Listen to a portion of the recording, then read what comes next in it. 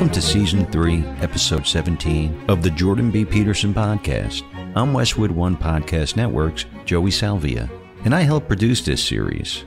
We're honored that you've subscribed and downloaded the Jordan B. Peterson Podcast, and we thank you for joining us for Part 2 of these 2017 lectures based on the Doctor's book, Maps of Meaning, The Architecture of Belief.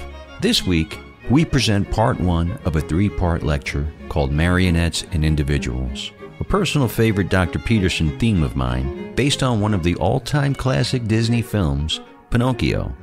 And so, without further ado, Dr. Jordan B. Peterson.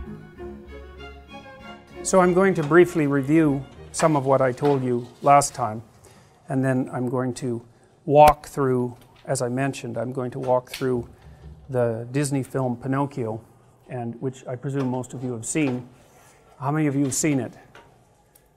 Yeah, okay. Well, that's so as I think I mentioned, that's something in and of itself, right? I mean, the fact that you've all seen it means that it's a production of cultural significance, and because it's such a strange artifact, that's one way of looking at it, it might be worth trying to take it apart to understand why it is, for example, that you even understand it. And so I offered you the proposition last week that we view the world essentially through a narrative lens, and I believe that we view the world through a narrative lens because the fundamental problem that we have to solve as living creatures is how we should act in the world. And that means how we should act to maintain ourselves, but also how we need to act in relationship to other people and in relationship to the broader world in order to maintain ourselves across time. So that's a complicated problem, right? It's not just how you survive, it's how you survive now and next week and next month and next year and 50 years from now, and maybe your descendants as well, if the culture is going to stabilize, and then not only you across all those time frames, but you and everyone else across all those time frames. It's a viciously difficult problem. And so I would say that we have evolved mechanisms to solve that. I think that's self-evident in some sense because, for example, one of the mechanisms that animals have evolved to deal with the problem of social being, even if they're not particularly social animals, is the dominance hierarchy, right? Or you could call it a hierarchy of authority or power, because I think considering human structures, social structures, as mere power structures is a terrible mistake. It's a terrible oversimplification, because power is by no means the only, like force is what I mean. Force is not a stable way of solving the problem of how to live together across time. The question is, what is the stable way of solving how to live together across time? And that really is the question, and it's part of the question that I'm trying to answer, partly because it's a perennial problem, right? We face the problem of how to organize ourselves in small social units without undue conflict, and then we face the larger problem of how to organize ourselves into large social units without undue conflict, and that conflict can be absolutely devastating and frequently is. So then I would also say that the first way of solving this problem isn't conscious, you see, not at all. And you may know and you may not know that there are different forms of memory, right? Really technically different forms of memory. So for example, there's short-term working memory, which is the memory that you use to hold things like telephone numbers in your active imagination. It decays very rapidly. It's only about 4 to 7 bits, which is why, well, it's why phone numbers were at least 7 digits long. You can kind of manage that as a loop. And then there's episodic memory, and that has 2 elements. One is semantic, and the other is episodic. It's what's the name of that? Someone said something? Procedural? Yes. Well, there's procedural memory, and then there's another, the kind of memory that you use to represent your experiences to yourself. So let's say it's image laden, and the other one is semantic, and semantic is your memory for facts, and those are quite different. So for example, procedural memory that's how you ride a bike, that's how you play the piano, that's how you play jazz music if you're in a combo. It's the memory. It's a funny kind of memory because it's actually built right into you, you know. I mean, so is the kind of memory that you use to represent your own life, but it's much more malleable in some sense. So what that means is that in your procedures there is information that you don't know about. It's patterned information that you don't know about. Part of that is how to act. You know, like when you walk into a social gathering, you don't really think through how you're going to act. You know how to act. And if someone asked you exactly what it is that you're doing and why, you could formulate a story about it. But the probability that it's the existence of that story that enabled you to act that way is zero, because you have to react way faster than that. And so, you know, you have social knowledge built into your nervous system because you've practiced being a social being for a very long period of time. And of course then that social being has been shaped for forever, really. And it's the right way of thinking about it. You know, we know that animals organize themselves into hierarchies, and we'll say of dominance because it's more true the farther back you go in time, at least since the time of the crustaceans, you know, when we split from our common ancestor 300 million years ago. And it's true for social animals and non-social animals. So even animals that don't live together in groups have to organize themselves into a hierarchy in the space they inhabit. Songbirds are a good example, and they have dominance disputes all the time. Partly that's, you can hear them having their little dominance disputes in the spring when they're singing, because basically what they're singing is, I'm pretty damn healthy and I'm ready to go, and if you're another bird like me, you better steer clear of this tree. And the dominant songbirds, you know, they don't live together. Crows are social, but most songbirds aren't. The dominant songbirds get the best nest, and the best nest is the one that doesn't get rained on, and it's not too windy, and it's close to food sources, and you know, and so then they have the healthiest chicks, and they attract the best mates. And like, it's really important where you're positioned in the hierarchy, even if you're not like a flock or herd creature. Now we're more like herd creatures, so it's even more relevant to us. But there's just no escaping a hierarchical arrangement in social being. That is social being, and it's evolutionarily ancient beyond conception. So 300 million years ago there weren't trees, you know. I mean, so the dominance hierarchy is older than trees. So that's really something to think about. And then, you know, when you're thinking about the reality that shaped us, say from an evolutionary perspective, but also from a cultural perspective, what you have to understand is that the things that have shaped us most are the things that have been around the longest. And so you could say those are the most real things. And you can't even see some of them. Like, it's not like you can come in here, well, it's not exactly true. You can't come in here and see the multiple dominance hierarchies that are at work. You can in a way, because the chairs are set up to face this way and I'm facing that way, and that gives you some clues about the social order here, and you take the cues instantly, right? You come down, you sit in the chairs, you organize yourselves according to mutual expectation, and that's part of your procedural knowledge about how to behave as a social creature. Now, that knowledge is really, really deep, and a lot of it's coded in your behavior. Now, and in other people's behavior as well. And that's, you know, that's the expectations you have of other people and of yourself. And a lot of those are implicit, right? So when we're interacting, there's a very large number of things that you just don't get to do. And you know that too. And you won't do them. And that way we can act as if we understand each other, even though we don't, because you're really complicated and I'm really complicated. And there's lots of situations where we might really be in conflict. But because we share a map of the culture, the cultural expectations, it makes part of our, it's built right into our perception. You will act out that set of expectations, and so will I. And if neither of us can do that, even if one of us can't, we're either going to immediately devolve into conflict, or we're going to avoid each other like the plague.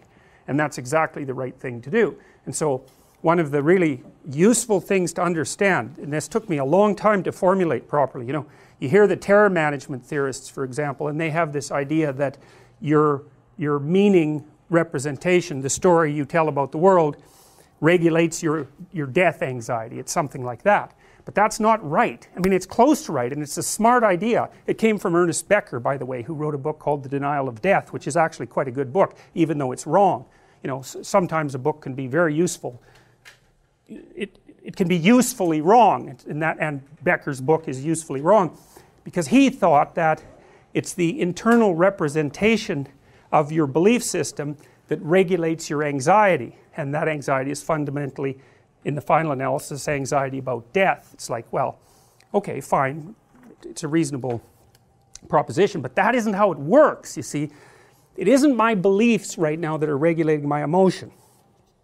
It's the fact that I'm acting out those beliefs, which include implicit perceptions. I'm acting them out, and so are you. And so what you're doing and what I expect, more accurately, what you're doing and what I want you to do, and the way I want you to react to me, that's working.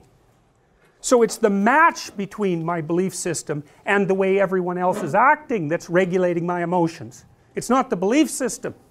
It's mediated by the social culture. And you see, if you understand this, then you understand more particularly why people are willing to fight to the bitter end to protect their culture. It's not a psychological structure that they're protecting.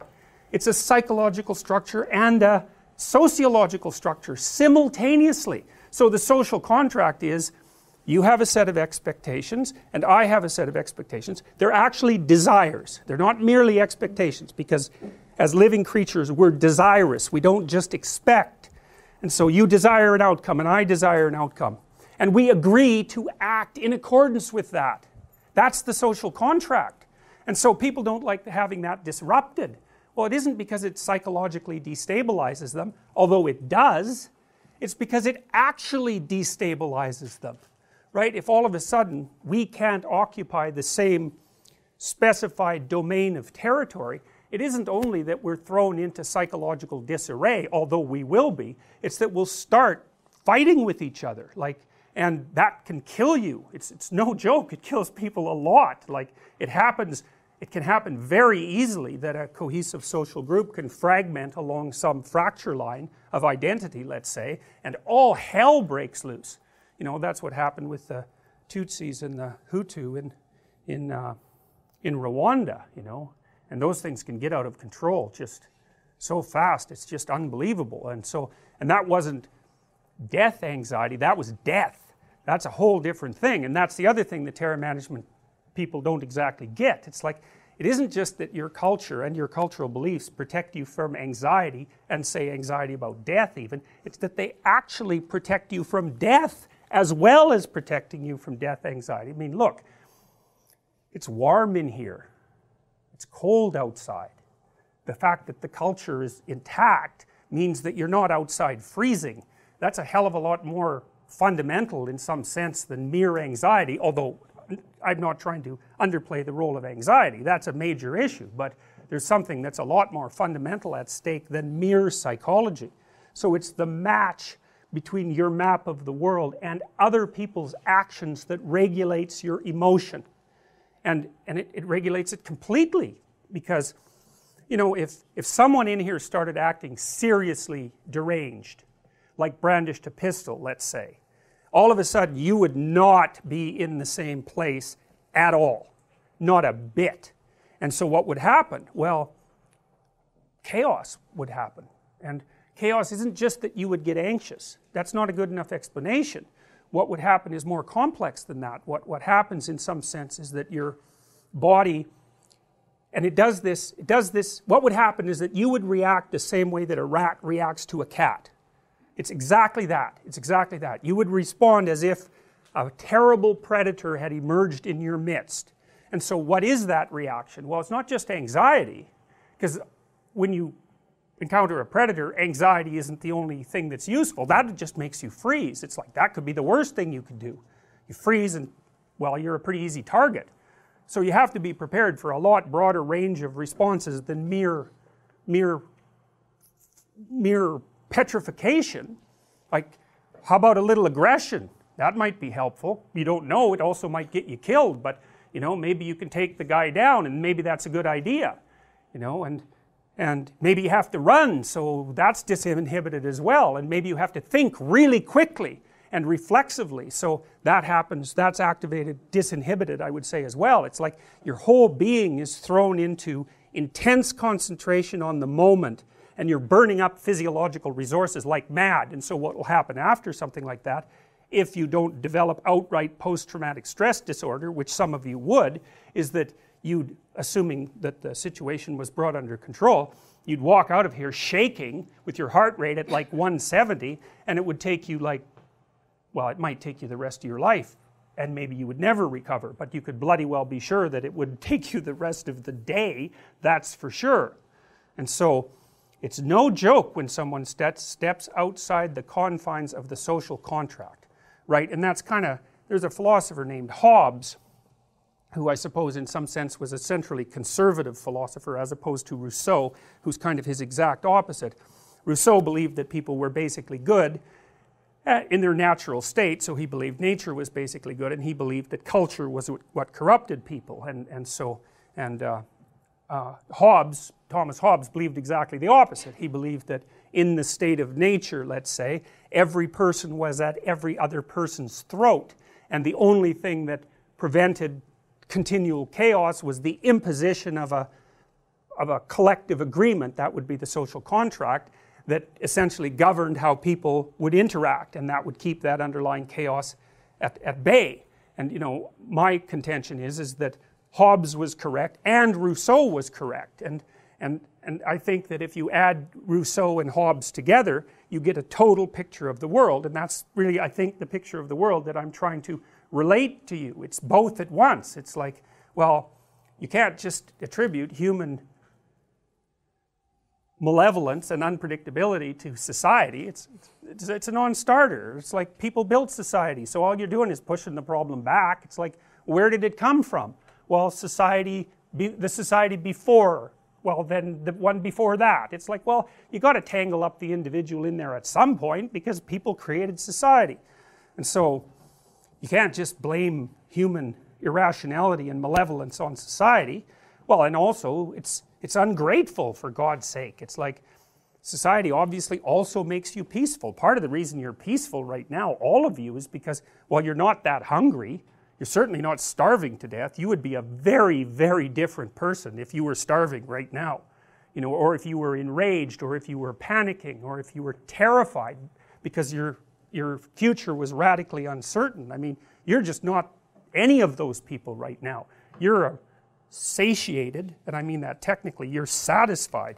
None of your biological systems, except perhaps curiosity, which is a rather pleasant emotion, are activated in the least. And, you know, because of that, you all think, well, you're in control of yourself. But don't be thinking that. That's just not right. I mean, if you look at how the brain is structured, for example, the hypothalamus, which is a really important part of the brain, it basically establishes the framework of reference and the actions, the framework of reference within which and the actions you take in order to fulfill basic biological needs. So the hypothalamus makes you thirsty, and the hypothalamus makes you hungry, and it makes you sexually aroused, and it puts you into a state of defensive aggression, and it actually also makes you explore and be curious. All of that's hypothalamic. It's an amazing structure, and it's really small, and it's right at the base of the brain. And you can imagine it as something that has tremendously powerful projections upward throughout the rest of the brain into the emotional systems and the cortical systems and all of that, like tree trunk sized connections, you know, metaphorically speaking. And then the cortex has these little like vine like tendrils going down to regulate the hypothalamus, you know. And if it's, when push comes to shove, man, the hypothalamus, that thing wins. And so, you know, you get people now and then who have a hypothalamic dysfunction, and one of them produces a condition called, I can't remember it, it's not dipsomania, although it's like that, it doesn't matter. It produces uncontrollable thirst. And so what will happen is that people who have this hypothalamic problem will drown themselves by drinking water, which you can do, by the way. And so they just cannot get enough water. And there's no stopping them, right? No more than there would be stopping you if you were suffering from raging thirst. It's like, it's a happy day when the hypothalamus is not telling you what to do. And you know, you live in such a civilized state that most of the time roughly speaking, you're tranquil and satisfied, and more or less you can imagine yourself as a peaceful, productive, well-meaning entity. But don't be thinking that that's what you'd be if you were put in the right situation, because that's just not right at all. So, lots of times soldiers develop post-traumatic stress disorder because they go out on the battlefield. They're kind of naive. They're young guys, and it actually is worse if they're not that bright, it turns out, because having a lower IQ is one of the things that predisposes you to post-traumatic stress disorder. But anyways, they go out in the battlefield and they see what they're capable of under battlefield conditions. And we've been fighting wars for a very long time, millions of years. Chimps basically have wars with other chimps, the troops, right? Because the juveniles will patrol the perimeter of their territory, and if they find other chimps from other troops that they outnumber, they will tear them to pieces. And chimps are really, really strong, and so when I say they'll tear them to pieces, I mean that literally. They tear them to pieces. And Jane Goodall discovered that originally in the 1970s. She didn't even report it for a while because she was so shocked.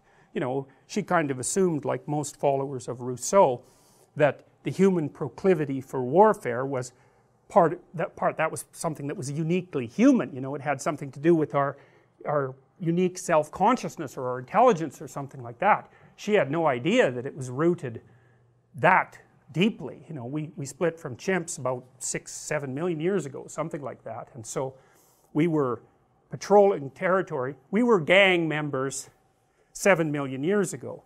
And that's minimum estimation, because of course that ancestor shaded back maybe 20 million years into entities that were roughly primate-like. And so territoriality and the proclivity to defend territory is so deeply embedded in us. It's like the control center for our whole brain. And so there isn't anything more important to us, I would say, than maintaining the match between what we want to have happen and what other people are doing in response to our actions. That's what we want. And as long as that match is maintained, then our emotional systems, and I would say anxiety is probably primary in that regard, our emotional systems remain inhibited. They're on. They're ready. Like a nuclear reactor rods are on. And the rest of the brain dampens them down. But it's like, you don't want them to take time to start up, man. You want them to be on at a tenth of a second's notice when it's necessary. And so, that's kind of why, if you look at a wild animal, it's like, it's alert, it's ready to dart this way or that way, especially a prey animal, instantaneously, and it has reflexes built into it, as you do, that will respond way before you're conscious. So for example, if you happen to be walking down a trail and you detect something snake-like in the periphery, you'll leap away before you even know that you leapt. And that's because it takes a fair bit of time to actually see a snake, by which I mean form a conscious representation of the snake. And maybe it takes a quarter of a second or something like that, or even longer.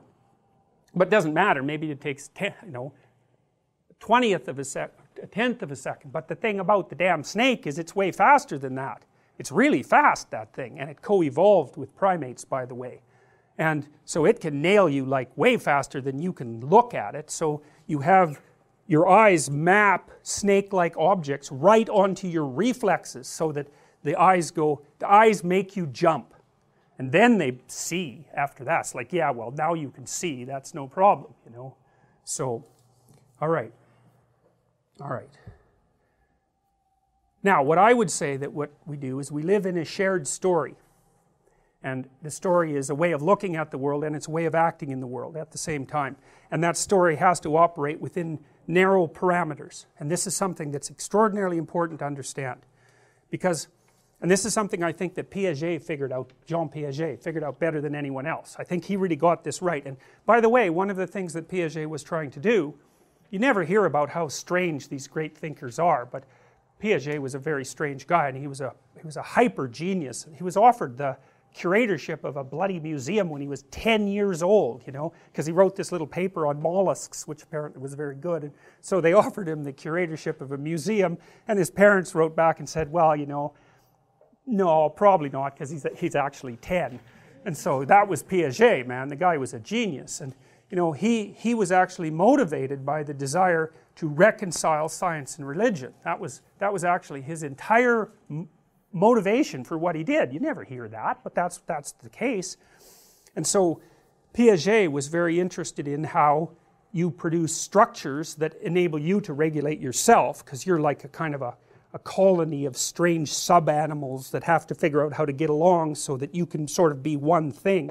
You kind of learn that, I would say, between the ages of 2 and 4 as you're being socialized. You know how erratic 2-year-olds are. I mean, they're a blast, and it's part because they're erratic. It's like they're unbelievably happy, and then they're unbelievably hungry, and then they're really hot, and then they're really upset and crying, you know, and then they're really scared. It's like, and all of that's just untrammeled, and so it's really fun to be around them, especially when they're happy, because they're so happy that it's just, you know, you don't ever get to be that happy. And so it's nice to be around a 2-year-old because you can kind of feel that again, you know. And one of the horrible things about being a parent is that you spend a tremendous amount of your time making your child less happy. And the reason for that is that positive emotion is very impulsive, you know, and, you know, because everybody says, well, you should be happy. It's like, well, no. When you're happy, you're actually quite stupid. And so, because happiness makes you impulsive, happiness says, hey, things are really good right now, get what you can while the getting's good. And so, like if you're hyper optimistic, manic, we'll say, it's like every stock investment looks like a really good stock investment. It's like you go out and spend all your money because, look, there's those wonderful things everywhere and you could do such great things with them. And then, you know, you spend all your money and then you crash and you think, oh God, my life's over, you know, because I just spent all my money on all this useless stuff, and it's all under the grip of impulsive positive emotion, you know. And so when you're telling your kids to be quiet and settle down, it isn't because they're making a lot of noise being in pain. It's because they're running around like wild baboons having a blast and disrupting things like mad, you know. And so, well, you got kids, you got to settle down, you know, like quit having so much fun. And it's kind of awful that you do that, but you do. And that's because the emotions and the motivations have to be brought into like a relationship with one another within the person, so that, you know, one thing I remember with my son, who is he's quite disagreeable by temperament, which is actually a good thing as far as I'm concerned, although it brings its own challenges. And so with my daughter, when she was misbehaving, she was pretty agreeable. And, you know, if she was misbehaving, I could basically just look at her and then she'd quit, you know. But my son, it was like, that was just nothing. You're looking at me? It's like, no, that's just not going to go anywhere, man. And so then I'd like tell him to stop, and that really wasn't having much of an effect either. He'd just sort of maybe laugh or run away or whatever. I mean, he was a tough little rat. And, you know, what I would do with him is he would be doing something and I'd interfere and he'd get upset and, you know, angry. And so then I'd get him to sit on the steps, and I told him, and this is when he was about 2, I said, look, you're going to sit on the steps, that's time out. You're going to sit on the steps until you've got control of yourself and you can come back and play the family game again.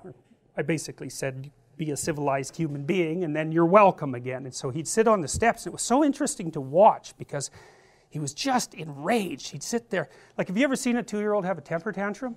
It's really quite the bloody phenomena. If you ever saw an adult do that, you'd call 911 right away. It's like, oh my God. And I've seen adults do that, you know, because people say with borderline personality disorder will have temper tantrums, and it's like, man, you want to be about 30 feet away from that person, that's for sure. It's really, but in kids, it's like, well, first of all, they're only this long, so how much trouble can they really cause? But it's like, you know, they're just completely gone. They're like on the floor, their face is red, they're just furious, like way more furious than you ever get if you're even vaguely socialized. They're just outraged and they're kicking and hitting the ground, and like it's like a little epileptic fit of anger, you know. They're completely controlled by their rage. And we took care of one kid for a while who, he was actually a pushover, that kid. You could get him to behave by, you know, kind of shaking your finger at him. But his mother thought he was really tough because he had her figured out. And one of the things he would do is have a temper tantrum, and during the temper tantrum, he would hold his bloody breath until he turned blue. It's like, try that. Like, you know, that's your homework. Go home and have a temper tantrum, and while you're doing it, hold your breath until you actually turn blue. It's like, you won't be able to do it. You don't have the willpower of a 2-year-old, that's for sure. That little varmint, man, he'd just have a fit, then he'd hold his breath, and then he'd turn blue. It was like, wow, that's amazing. And we would just like let him do it. And, you know, he'd turn blue and everybody would be gone and he'd come out of it, you know, and it didn't work. So he just quit doing it. I think he did it like twice, and he figured out, oh, well, that's a lot of work for very little outcome. And, you know, it's not like 2-year-olds are stupid. They're not stupid. They're probably smarter than you, but they're not civilized by any stretch of the imagination. And so anyways, back to my son, I'd put him on the steps and he'd be like, just like enraged and trying to get himself together, you know. And I'd wait a few, I got a strict rule, which was as soon as you're done, you're welcome again. So it's completely under your control. You get yourself calmed down, you come and talk to me again. If you're calm enough so I like you, then you're welcome back in the family. No grudge, nothing. And so it's harder than you think. Like, people think they like their kids. It's like, don't be thinking that. They're hard to like. They're little monsters, and they're very, very pushy and provocative. And so lots of parents do not like their children, and they do terrible things to them their whole life. So it's no joke, and it's very common. And, you know, that was Freud's observation, fundamental observation, that a lot of psychopathology is rooted in the family, and you can be sure of that. You know, and when you hear about some mother who's done something terrible to her child, which happens reasonably frequently, you know perfectly well that she has a very terrible capacity to discipline. The child's just provoked her and provoked her and provoked her and provoked her and provoked her, and it just happens to be a day where her new boyfriend left and she's quite hungover and she got fired, and it's like, that's the wrong day to provoke her. And then she does something that is not good, and you read about it and you think, well, how could that happen? How could anyone do that? Well, that's how they do it. And so, and kids are very provocative, just like little chimps. Chimps will, the adolescents will like throw little pebbles and sticks at the sleeping larger males and bug them. And that teasing, which it is, that teasing turns into full-fledged dominance challenge behavior once the adolescent males get big enough to do it.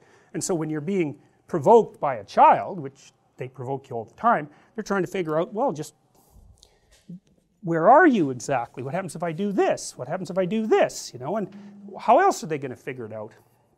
Anyways, he'd sit on the steps and he's just enraged and trying to control himself, and I'd watch that, and then, you know, I'd come back after about 2 minutes or whatever, and he'd still be, I'd say, well, you know, have you got yourself under control? Are you ready to get off the steps? He'd go, no, not yet.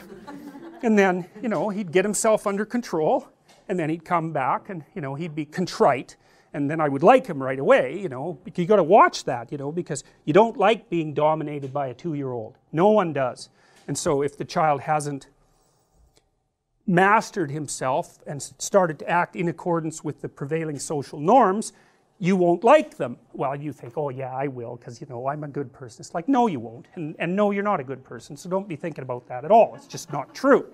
So when he was contrite, then he'd come, and then, you know, we'd just go on like nothing had happened, because that's what you want to do, right? As soon as you get compliance, especially if the compliance is in the best interest of the child, you want to reward it instantly, right? That's the right thing to do, because so then, and you could just see him gaining control over himself. And so really what was happening is in his mind, in his brain, we'll say, there was a war between the psyche, the ego, that was starting to become integrated, you know, and starting to become a continuous person, an identity.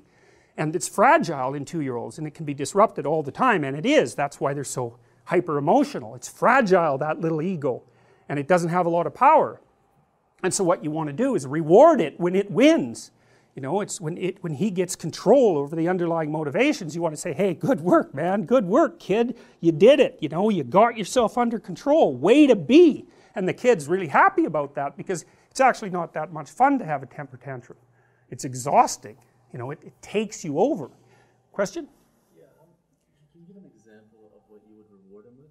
Oh, just a pat on the head, or, you know, that's good, or kind word, you know, or whatever. Notice it. Yeah, notice it, pay attention, that's it, pay attention. And that's it's a great thing to know with people, like in your relationships. Here's the key to a good relationship. It's not the only one, but watch your person carefully.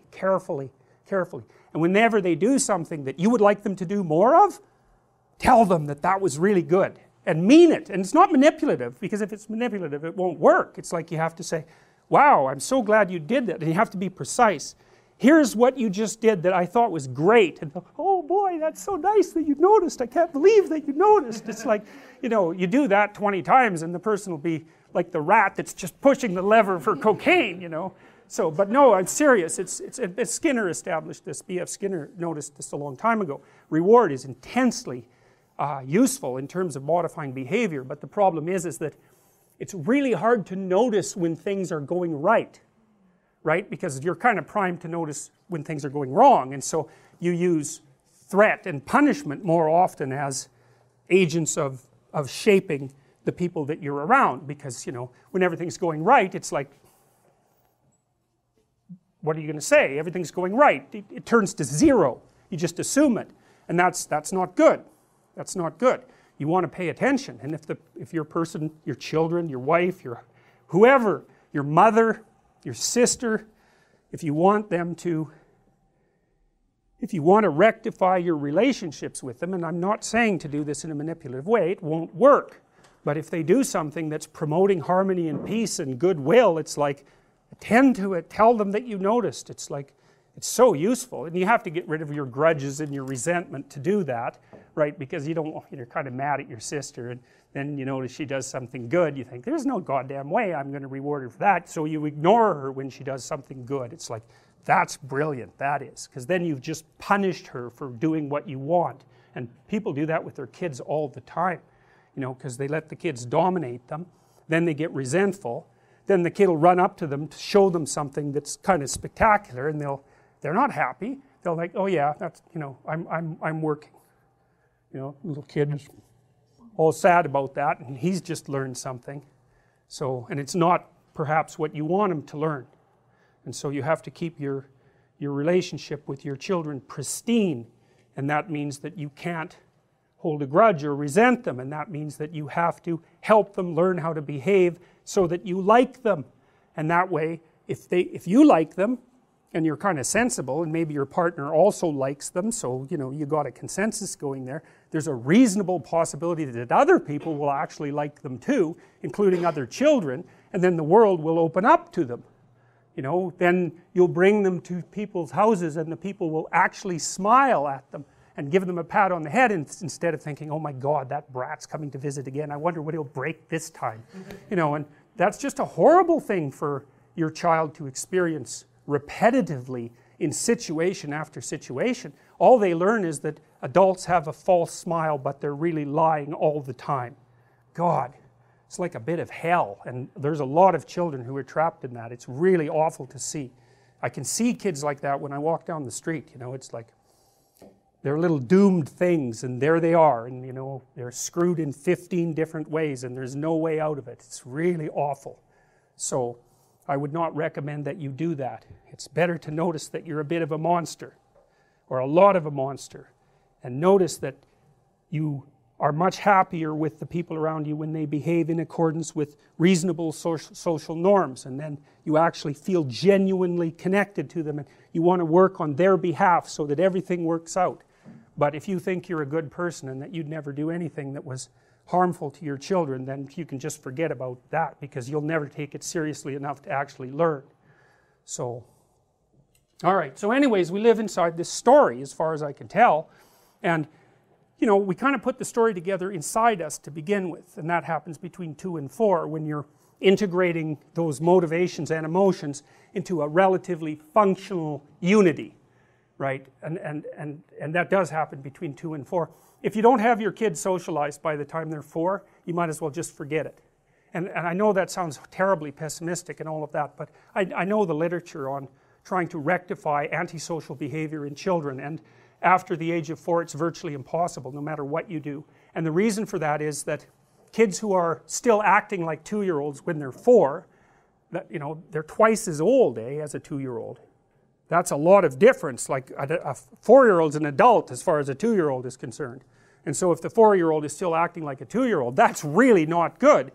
And other 4-year-olds will come up and, you know, do a little play invitation like a dog, and you know, the kid, the 2-year-old, 4-year-old has no idea how to react to that, and so the more mature kid thinks, oh well, how about I play with you?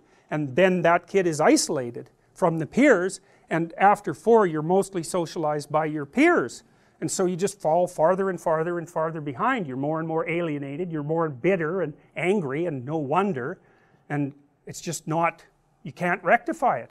So that's useful to know. It's like your job from 2 to 4 is to turn your child, help turn your child into a functional unity. And by 3 they should be functional enough as a unity within themselves so that they can concentrate on a voluntary goal for some reasonable length of time, which is also why it's useful to let them spend some time alone so that they can learn to amuse themselves, because if they can't amuse themselves, they're not going to be able to play with other kids.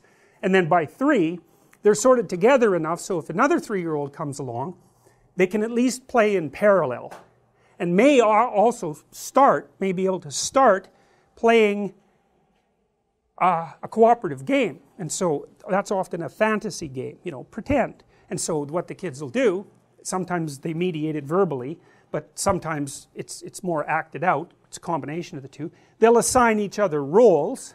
They'll do this with you too. It's like, let's have a tea party. Well, what does that mean? Well, it means let's sit down and act out the act of sharing food and see if we can get that right. That's what the kid's saying. We'll have a little tea party. You know, it's very important because human beings share food. Like, this is a major thing to get right, man. And so the kid will say, well, you be the mom and I'll be the dad, and, you know, we'll make a little fort and that'll be our house, and we'll go in there and we'll run our roles, and, you know, we're acting out family. And if we're both reasonably civilized as 3-year-olds, we can concentrate on that goal. We can establish that little fictional world. We can negotiate a mutual goal, and then we can run the simulation. And that's what kids are doing when they're pretending. It's bloody brilliant. That's play, man. It's like, it's brilliant. It's absolutely unbelievable, because, you know, if you're going to play mom, let's say, it isn't like it isn't exactly like you imitate your mom, because imitation would be, you know how annoying it is when someone copies you. So, you know, you're sitting like that, and then I do the same thing. It's like, that's really annoying. And that isn't what kids do. They don't act out the precise actions that they've seen the target of their fantasy display. They're way more sophisticated than that. They watch their mother, let's say, like hawks, and then they start to extract out regularities in their behavior, which is mum behavior, let's say. That's what makes you mum, whatever that is.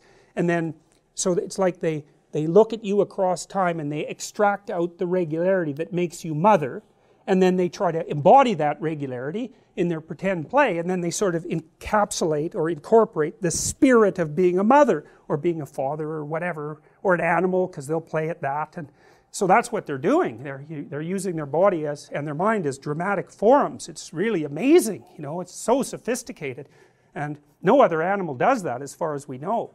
And it's the platform on which language is based, you know. First of all, we imitate. And language is imitation, right? Because we use the same words, right? So it's imitation. It's a big deal. So you can act out someone else, and then you can conceptualize them in fantasy, and it's only way after that that you could maybe articulate it. Like, what does it mean to be a mother? So I could have you write an essay about that. Well, you'd have to think about it, right? You wouldn't just automatically know.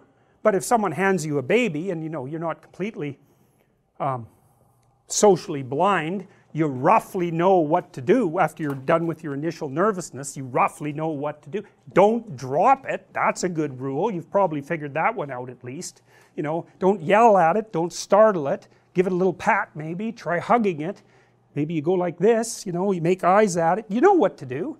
It's built into you, you know. It's built into you. But that doesn't mean you could lay it out as a series of rules about how to be a mother. It's like you could write a whole damn book about that. So, alright, so anyways, you live in this story, and first of all you get your own story together, and that's by integrating your motivations and emotions together under social influence. You know, Piaget kind of states that before the age of 3 kids can't really play. They're egocentric. And it's not exactly right, because you're actually playing with your mother from the time you're born. So even with breastfeeding, that's a social interaction, and it's a complex cooperative endeavor, and it's often hard for mother and infant to get that right, because it's complicated, and it requires a lot of social interaction. Like, well, the child has to learn not to bite, for example, you know, and the mother has to learn not to be too nervous, and there's a lot of social bonding. It's really complicated social interaction. So the child, the infant, even at the earliest stages, is already engaged in a complex social dynamic that's essentially play-oriented. But it's, you know, it's pretty primordial. It has to do mostly with the mouth. And child's mouth and tongue are already hardwired at birth. So your child is this is a Freudian observation as well, your child is almost all mouth and tongue when it's born. The rest of its body, well, you watch infants, like, even when they're, how old? 7 months, 6 months, 4 months, I can't even remember now. You know, they'll move their arm and they kind of go like this. It's like they have got no fine control. It's more like they have, you know, clubs on the ends of sticks. It's like that. Their nervous system isn't thoroughly myelinated. They don't have control over themselves. But their mouth and tongue are already wired up. And so otherwise they wouldn't be able to swallow or nurse. So the oral element is extraordinarily important for a young child. That's why kids put everything in their mouth.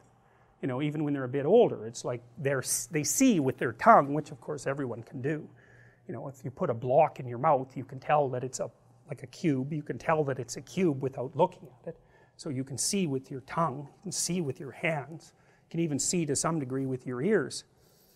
Anyways, so there's social interaction right from the beginning, but for the point of simplification, you might say, well, first the child organizes themselves into a functional unity under the pressure of social dynamics, and then they get unified enough so that they can attain unity with another child by setting up a fictional world and cooperating and competing within that, because that's quite interesting too, because, you know, people often juxtapose cooperation and competition as if they're opposites, but they're not opposites at all. Another Piagetian observation. So you say, well, is hockey a competitive game? And people would say, well, yeah, but then you think, well, really? Really? No one brings a basketball, right? So we're going to play by the rules. That's cooperation. Well, are the teams competing against each other? Well, yes, but they agree to compete within a particular landscape, and they all cooperate to maintain that landscape. And so you do the same thing when you're playing Monopoly. It's like you're trying to win, but at the same time you're cooperating. And that's society, man. That's society right there. You're cooperating. That's the big enclosure, and within that there are regulated competitions. But to separate those artificially and say, well, one's competition and the other's cooperation is just, it's just not very smart. It's not observant. That isn't how it works. And games are intensely cooperative, even if they're intensely competitive. I mean, the hockey teams are playing the same game, that's the cooperation. Then each team, there's competition within the team to be the best player, let's say, but everyone wants that because everyone wants good players to emerge, but you still cooperate like mad with your teammates, and if you don't pass and you know, play like a reasonable person, then they're going to not be happy with you. And so even within that competition, cooperation is regulating the interactions. And then you can think, this is a really good thing to think too, is like, you know, people often say to their kids, it doesn't matter whether you win or lose, it's how you play the game. And the kid, of course, has no idea what that means. It's like, what do you mean? I'm trying to win. And the parent says, no, it matters how you play. And the kid pushes them, and the parents really can't come up with a good explanation of why that's the case. They might say, well, other kids won't play with you if you're... Oh, there you go. Because you could say, this is something to think about. So there's a game, and there's a victory within the game. But then there's the set of all games. And there's victory across the set of all games. And the victory that you attain across the set of all games isn't winning all the games. It's being invited to play all the games. And so if you play fair, then you're playing a metagame. And the metagame is how to win across the set of all games. And so if you teach your child how to behave properly, then they always get invited to play. And that makes them winners. And that's that. And so if you understand that, you understand something phenomenally important about the emergence of morality.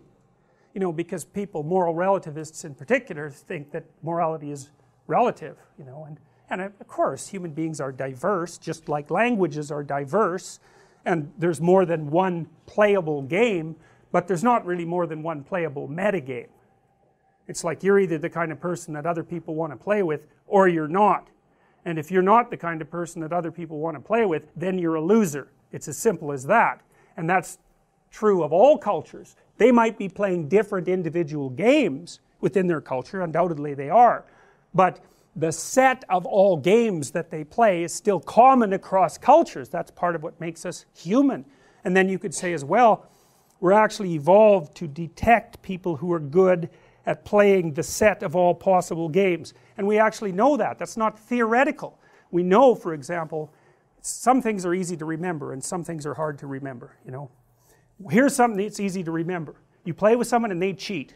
Man, you will remember that. That's like in your mind. That's not going anywhere. And so you're great at detecting cheaters, and you remember. And that's because you can't trust a cheater, and you shouldn't invite a cheater to play a game with you because they might cheat. And so that's part of the innate morality system. You remember cheaters because they aren't good at playing the metagame. And of course you're evolved. Of course you're adapted to the metagame because you're the product of this immense evolutionary history, right? And whoever your ancestors were, which is an unbroken string of successful reproducers going back 3.5 billion years, you think about that. Every single one of your ancestors successfully reproduced. It's mind-boggling. The chances against that are so, it's billions to one, and here you are, the line of 3.5 billion years of success. The whole world was trying to kill you that whole time, and here you are. It's like, but you know, you're still only going to last about 80 years. So, but that's, you know, still, you know, good for you. So anyways, there were lots of games that your ancestors were playing across that immense span of time. Many, you know, lizard games and tree dweller games and crustacean games, you know, that huge set of games, and you're adapted to win across those games, all of them, and that's built into you, man. That's your central human nature. That's what makes you social, and it's not some mere cultural construct.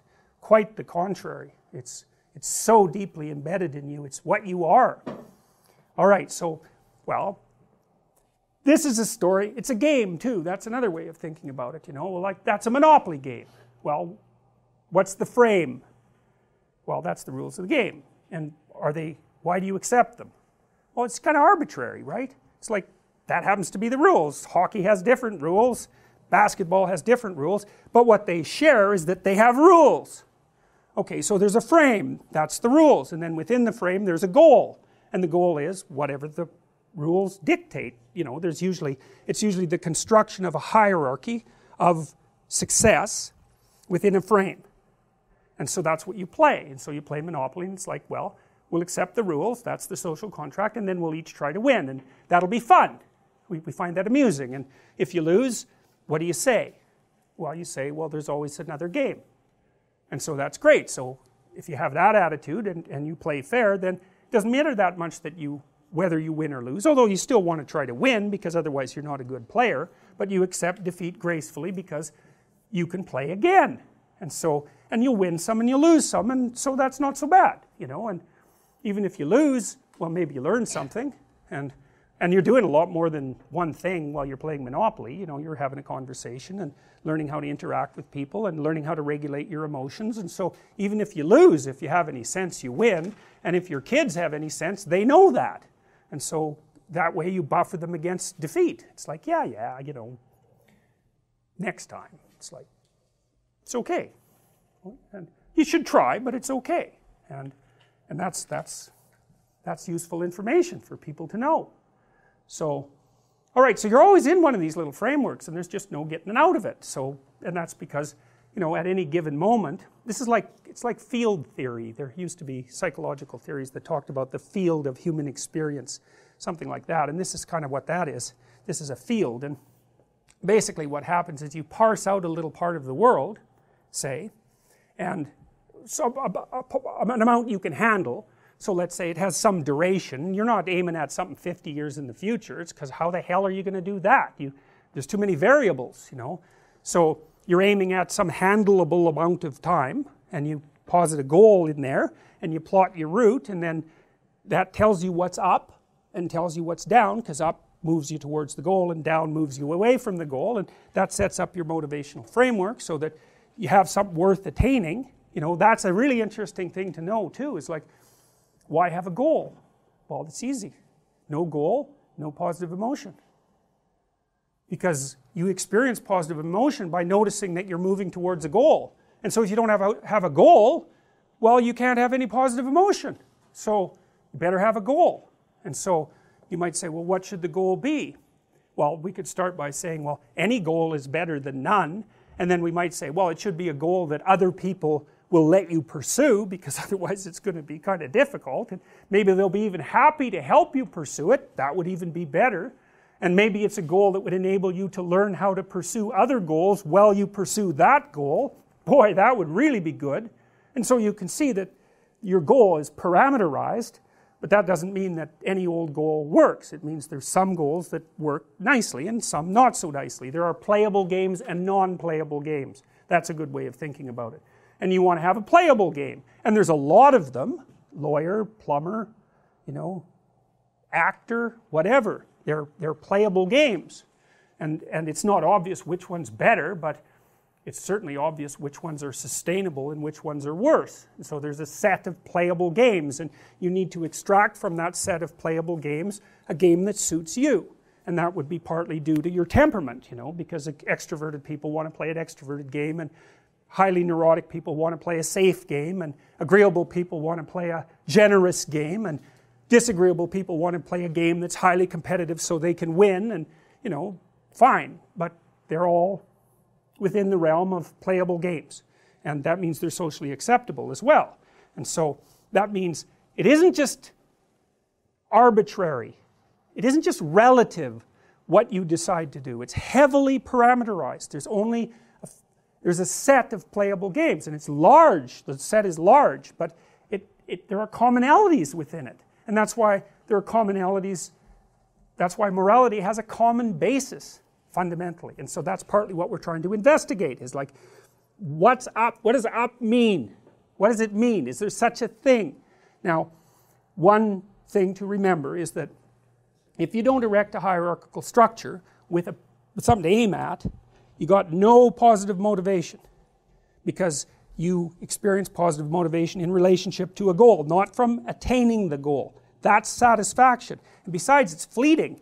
You know perfectly well. You graduate from university, poof, next day you have a problem, which is what do you do next? And that's a tough problem. It's not like you've solved your problems by winning that game. You just introduced the problem of having to introduce another game.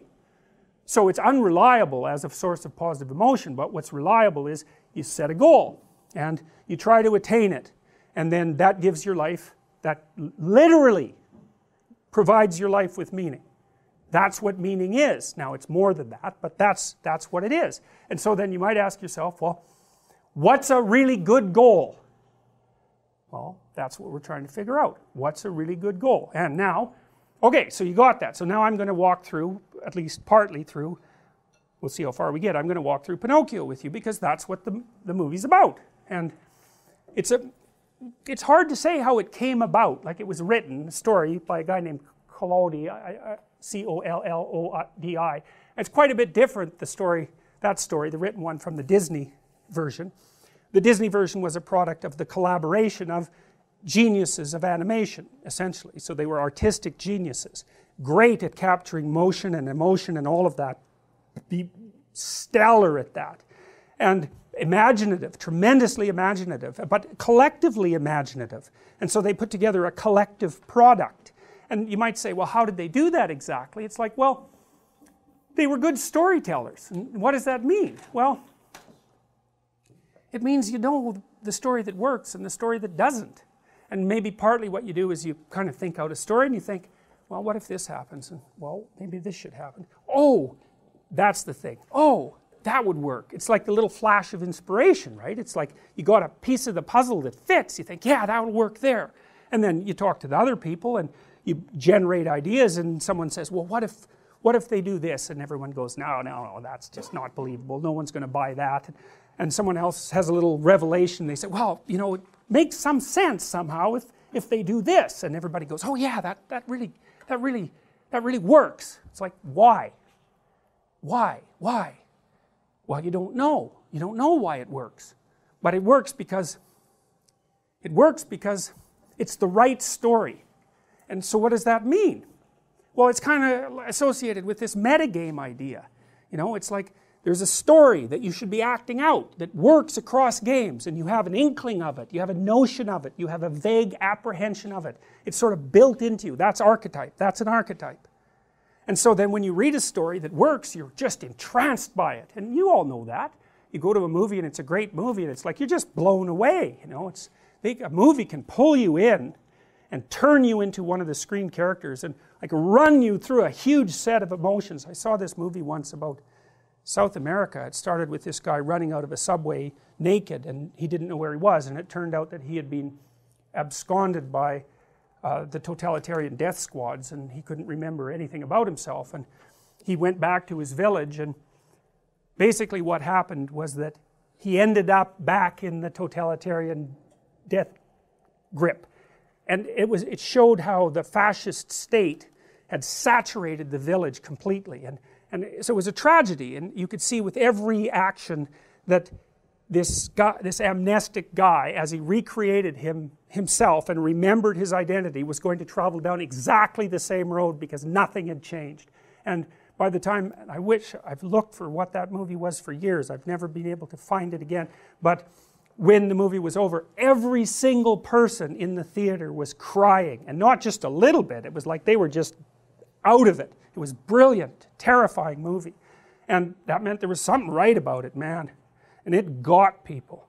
And you might say, you know, you have dim apprehensions about the world, and some of those are instinctual and some of those are a consequence of your experience, and it's like the pieces are fragmented, but if you get away from them a long ways, you could see how they fit together, but they're fragmented. And then you go see a story and those pieces go click, click, click, click, click, and you think, wow, that's how that works out. That's what that means. And that produces that overwhelming emotion. And that's partly how you make yourself transparent to yourself. You know, you go experience a story, you go watch a story, you tell a story, and you start to find out who you are by doing that. My nephew had a dream at one point. While I'm talking to you, the workout app on Apple Watch is tracking my running workout. A sensor is checking how fast my heart is beating. Algorithms are counting how many calories I'm burning. And a GPS is pinging a satellite in space to see how far I've gone. And all I have to do is run. Apple Watch, the future of health is on your wrist. iPhone 6S or later required.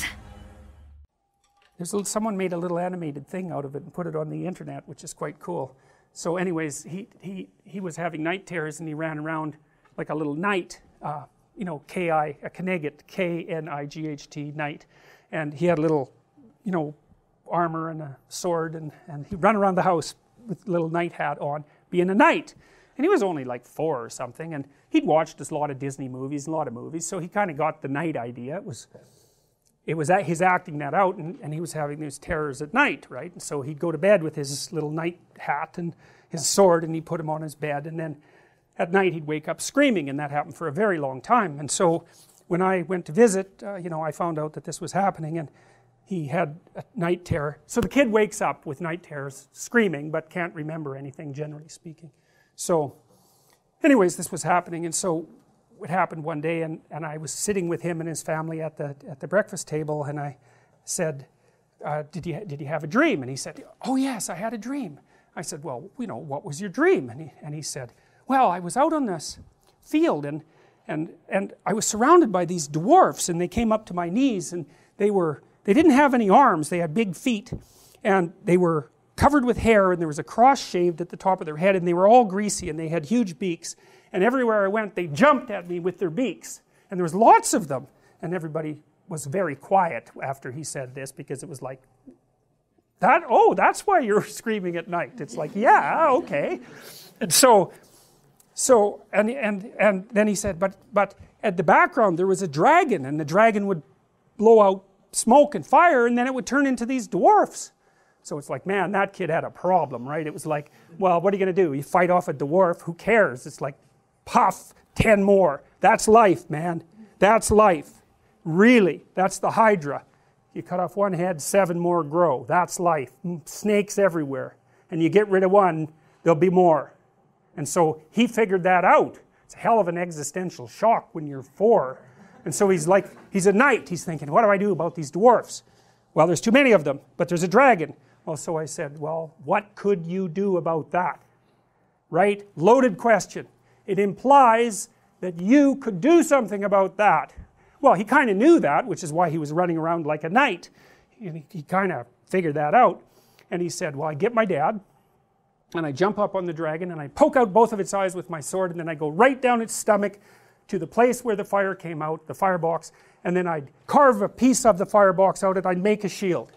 And that would be the end of that. And I thought, wow, good work, kid. Like, you really got it, right? It's the central human story.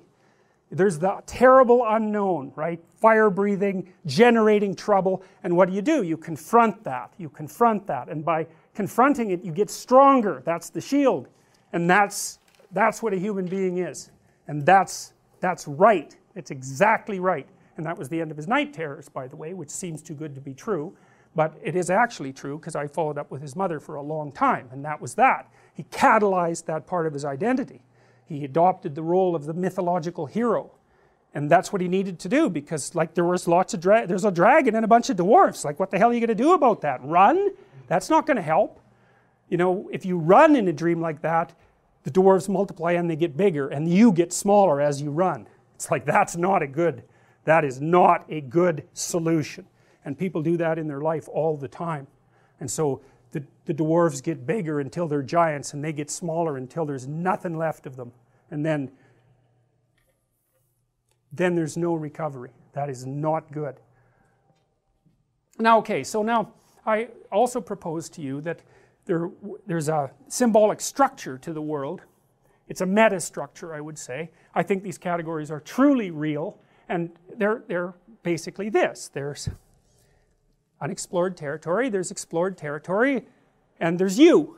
And unexplored territory is the source of great riches, and it probably will kill you, and explored territory is your culture, and it crunches you into submission and conformity, and turns you into a civilized being, and you're stuck with both of those. And then there's you, and you know, you're kind of admirable and cool, and you do a lot of decent, wonderful, amazing things, and there's things about you that are just horrible, and you know about them, and you're stuck with them, and that's the world, and that's the landscape of the world. And what you'll see, if you pay attention, is that people who are ideologues, like Rousseau, or say, like Hobbes, but it doesn't matter, ideologues will tell you part of that story. So environmentalists, for example, will say, nature, that's pristine beauty, natural harmony, French landscape. It's a paradise, especially if there are no people, it's a paradise. And then culture is a rapacious monster. And human beings driving that culture against nature are monsters of a sort, and perhaps there should be fewer of them. It's like, yeah, that's all true, exactly, dead on, right on, exactly right. Was that movie called Avatar? Yes, that's James Cameron's movie, right? That's that story, yeah. And hey, it's a good story. It's even a mythological story, but it's only half the story. The other story, you could think about it as a frontier myth. That's Star Trek, or Star Wars for that matter, mostly Star Trek. It's like but we'll put it in context of the frontier myth, the myth that drew settlers into America, say. It's, well, there's a wild, savage landscape out there that can be conquered by and settled and stabilized by civilization, and it'll be the heroic pioneer who does it. It's exactly the opposite story of the environmental story, which is actually why I think the environmental story eventually emerged. It was, you know, the frontier story had a lack in it, missed half of the world, and so the other story had to come up, and it did. And if you take both of those stories, even though they're exactly opposite to one another, if you know both of those stories, then you know the whole story. And it's really weird, you know, because one of the propositions of formal logic is, it's a fundamental proposition, is that something can't be itself and its opposite at the same time. It's like, that's true for some sorts of things. It's true for logical claims. But it's completely wrong in this particular situation, because things are what they are and they're opposite at the same time. And that makes it very, very difficult to, that's why a dragon hoards gold. It's like, what's up with that? Well, it'll eat you. And it will. But it has gold. Well, so what do you do about that? Because it's paradoxical demands. Well, what you want to do is face the dragon and get the damn gold. That's what you want to do. Well, you have to be a paradoxical being even to do that. So, you know, in The Hobbit, for example, when, what's his name? Frodo, right? It's Bilbo. It's Bilbo in The Hobbit. You know, he's kind of this little underdeveloped, overprotected Shire dweller, and he's called on a great adventure to go and find the dragon, and he has to become a thief in order to manage it. Well, that's pretty weird, you know. It's like, well, it's because as a good citizen, he's just not enough to conquer a dragon. He has to also become a bad citizen in some sense. He has to incorporate the part of himself that's monstrous, let's say, and develop that and hone it. And that's to say that, well, if you're harmless, you're not virtuous. You're just harmless. You're like a rabbit. A rabbit isn't virtuous. It just can't do anything except get eaten. It's not virtuous. If you're a monster and you don't act monstrously, then you're virtuous. But you also have to be a monster. Well, you see this all the time. Harry Potter's like that too. It's like he's flawed, he's hurt, he's got evil in him. He can talk to snakes, man. He breaks rules all the time. All the time. He's not obedient at all. But, you know, he has a good reason for breaking the rules. And if he couldn't break the rules, him and his little clique of rule-breaking, you know, troublemakers, if they didn't break the rules, they wouldn't attain the highest goal. So it's very peculiar, but it's a very, very, very, very common mythological notion. You know, the hero has to be a monster, but a controlled monster. Batman is like that, you know. I mean, it's everywhere. It's the story you always hear. Is this where morals become ethics? Meaning, you have to be more precise. I feel like, because everyone's moral, but in order to become ethics, you have to refine the morals. And so you have to kind of go into... Well, that's a good question, you know, because one question is, you know, you're kind of implicitly moral insofar as you're socialized. But that's sort of procedural. It's just built into you. This is different. This is also becoming conscious of it and expanding out your personality into dimensions that it wouldn't normally occupy. So this happens to people all the time. So, for example, lots of my clients, my clinical clients, are too agreeable.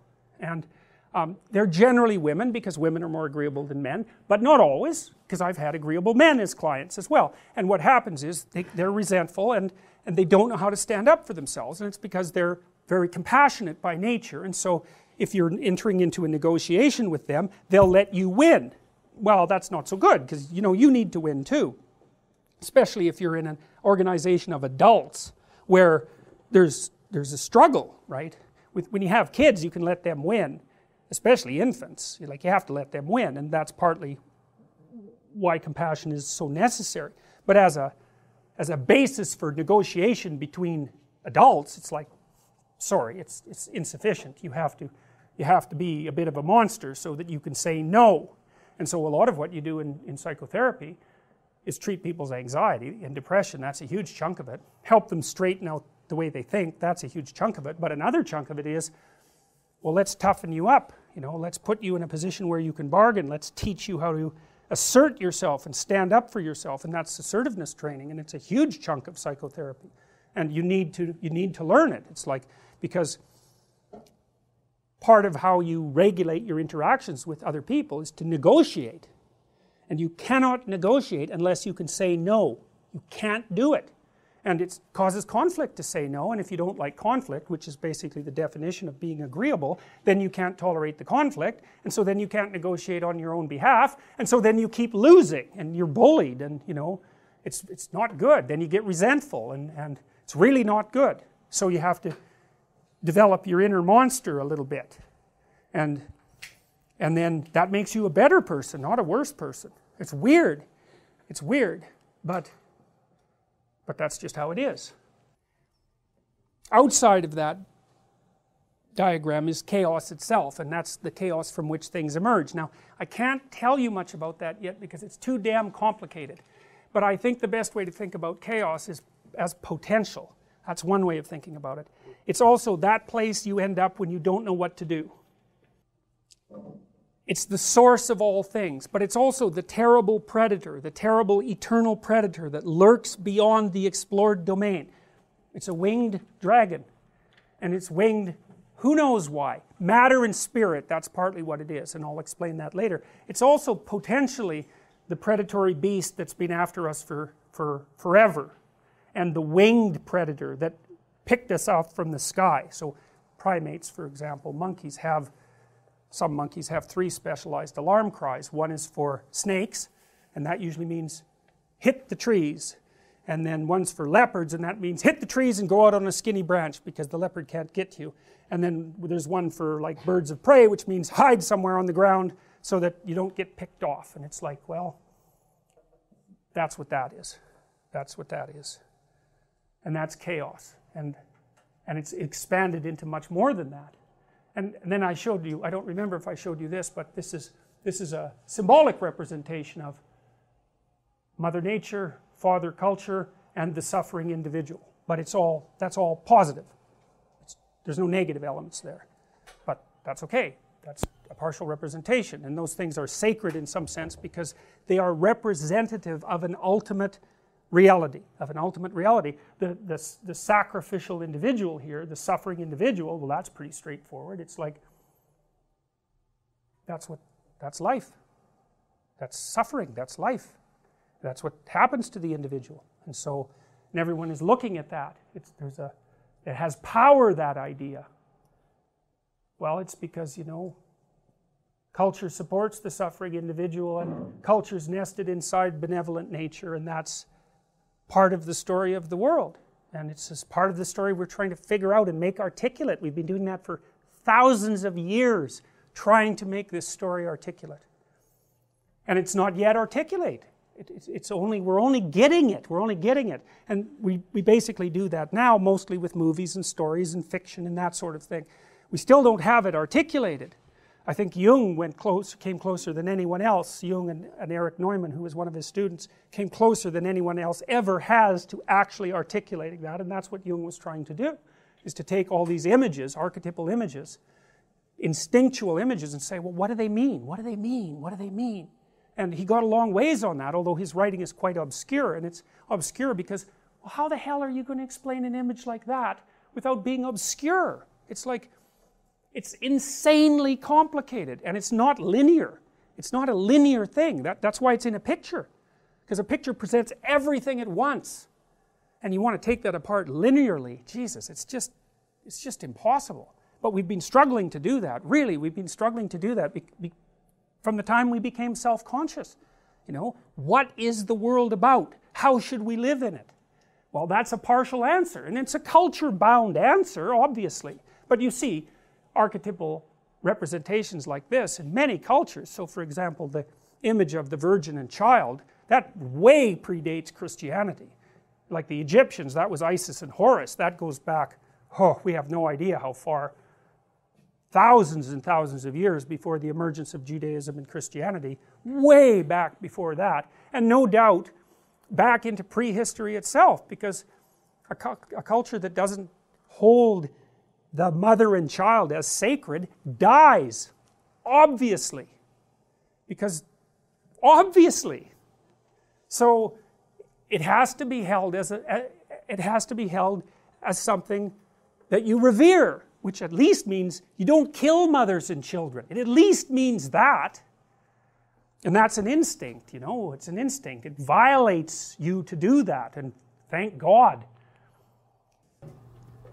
So, I told you about this a little bit last week, but one of the motivations I had for thinking the things that I've thought through, the motivation I had for thinking them through was because, well, it seemed self-evident to me, let's say, and I think that was partly from reading Jung, that just helped me clarify it, was that, it was sort of Jung's contention that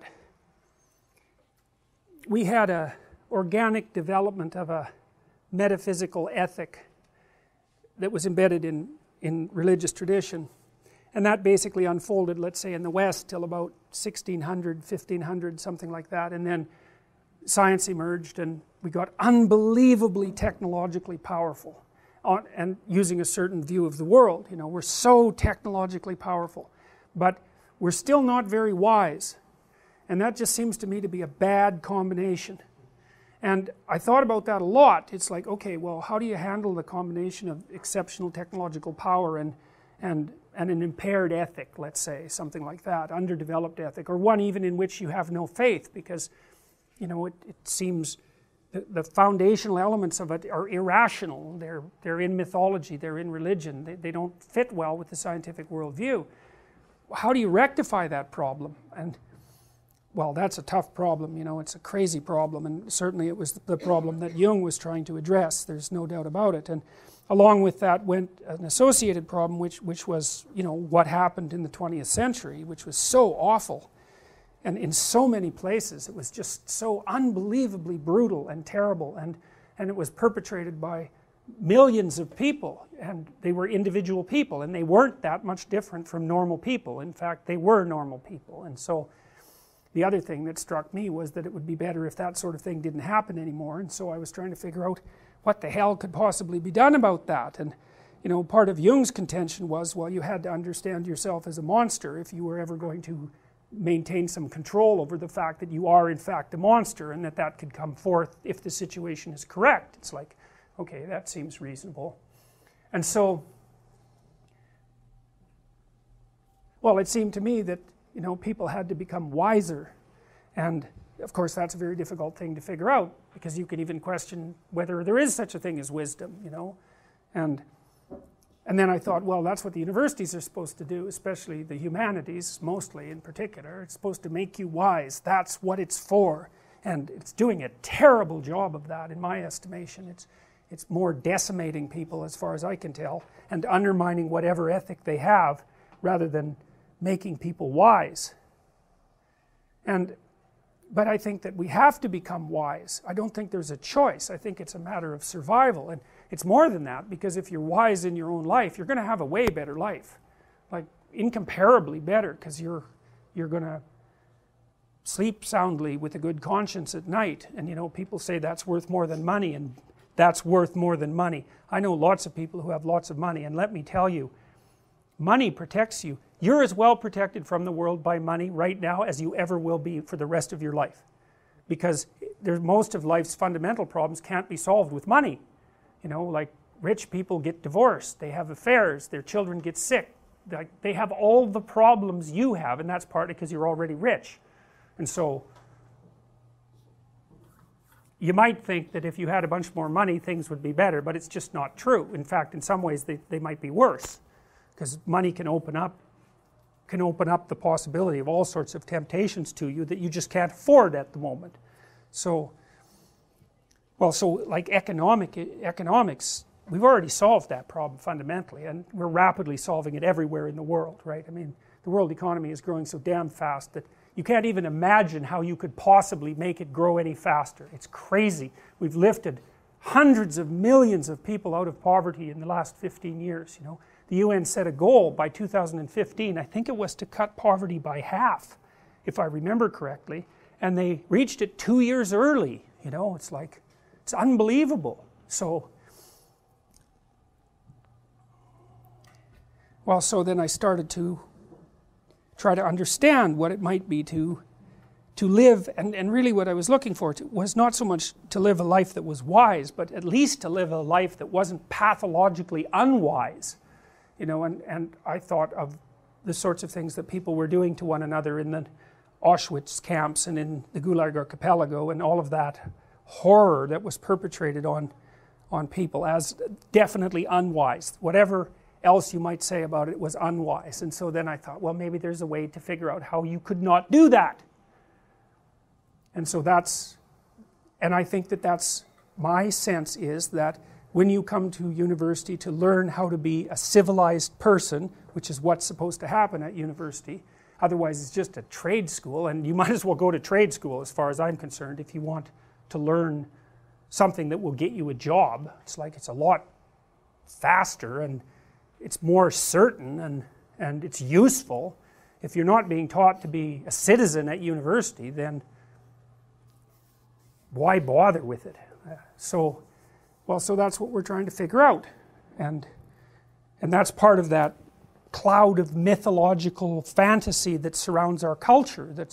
It's part of its deep history that we're trying to, you know, if you grapple with the humanities and with art and all of that you're trying to master and incorporate and pull into you, so that you're situated properly in history, and you're not just floating in the void of you know, this tiny individuality that's divorced from everything else. You're weak in that circumstance. All right, so that's more of an explanation of why I'm trying to puzzle through these things and trying to puzzle through them with you. So anyways, we talked about the song last week, and you know, I made a hypothesis to you. We'll go through this quickly. It's doggerel. It's not great poetry, but it's irrelevant. It was a very popular song. It's quite beautiful. In the movie, it's actually sung by like a heavenly choir. That's what it sounds like. So it's got this cathedral. You can imagine people singing it in a cathedral, essentially. And so that's not accidental. It's purposeful. You know, it partakes of that. What would you call it? It partakes of that aesthetic. That's it. So the filmmakers are implying that what is about to be shown to you has this divine element, essentially, and that's signified by the choir of voices that sings this song. And the song says, fundamentally, something like this, is that if you lift up your eyes above the temporal into the transcendent, and so that's what exists in the heavenly world, in the stars. If you pick an ultimate goal, if you pick the right ultimate goal, then, and anyone can do this, that's the other thing, it's democratic, it's anyone can do this, so that's the second proposition. It doesn't matter who you are, you can do this. And so I think that's a reflection of the idea of the divinity of the individual. It's like there's something about each individual that's valuable regardless of their idiosyncrasies, and so they have this potential that they can manifest. And how do you manifest it? Well, you pick the right goal. And what's the right goal? Well, it's high, it's elevated, it's above the mundane. Now what does that mean? Well, you don't really know. You don't really know. That's why it's signified by a star. And a star is something that glimmers in the night, right? So it's a source of light in the darkness. And so there's a metaphor there, obviously. There's a metaphor there.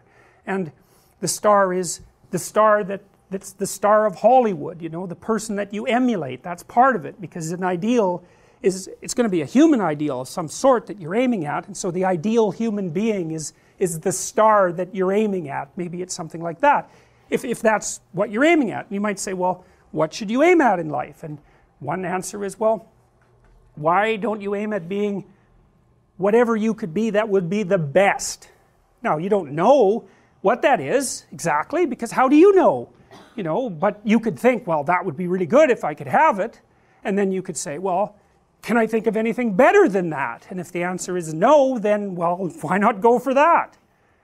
You know, and you might say, well, it's too ambitious, it takes too much responsibility. It's like, yeah, those are definitely problems. And one of the things that I've figured out over the years is that if you offered the person the opportunity, you know, because people say, well, life doesn't really have any ultimate meaning, it's like, yeah, okay, fine, so fine. Let's say it has an ultimate meaning.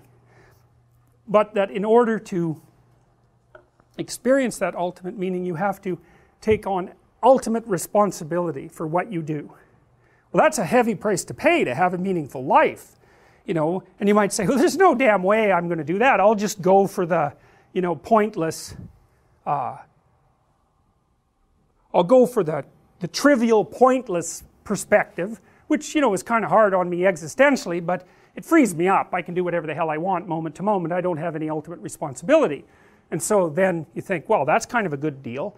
And then but that raises this weird specter of doubt, which is, well, when you hear people talk about the ultimate futility of life, is it because life is ultimately futile, or is it because they've decided that they would just as soon not adopt the responsibility, and they use that real decision, which is to not adopt the responsibility, they rationalize that by proposing that life is ultimately meaningless. And like, you know, I kind of buy that. I really do think that's what's going on. So, but maybe not. But it could be that if you want to have an ultimately meaningful life, that you have to adopt ultimate responsibility. Makes sense. What might that mean? Well, one thing it might mean is that, and I do think it means this, is that I think it was Alexander Pope, but I might be wrong about that, who said, nothing human is foreign to me.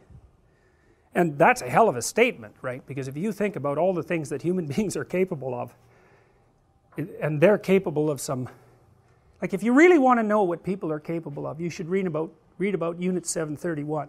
But I would not recommend it, because if you read it, you will never forget it, and you will be sorry that you read it. But you'll know. Anyways, to say that nothing human is foreign to you, that's a hell of a thing to say, because that means that what other people have done, you could do. And that also means you need to take responsibility for that. That's no joke, you know, it's a big deal to do that in even a trivial manner. Anyway, so the idea is that you can elevate, if you elevate your viewpoint to some transcendent ethic, you want what's ultimately good. You really want that, whatever that is. You don't know, but that's what you're aiming at. Says that, well, then it says this strange thing that, well, what you want will all of a sudden come to you. Well, that's a proposition, and it's the proposition that's basically played out in the movie.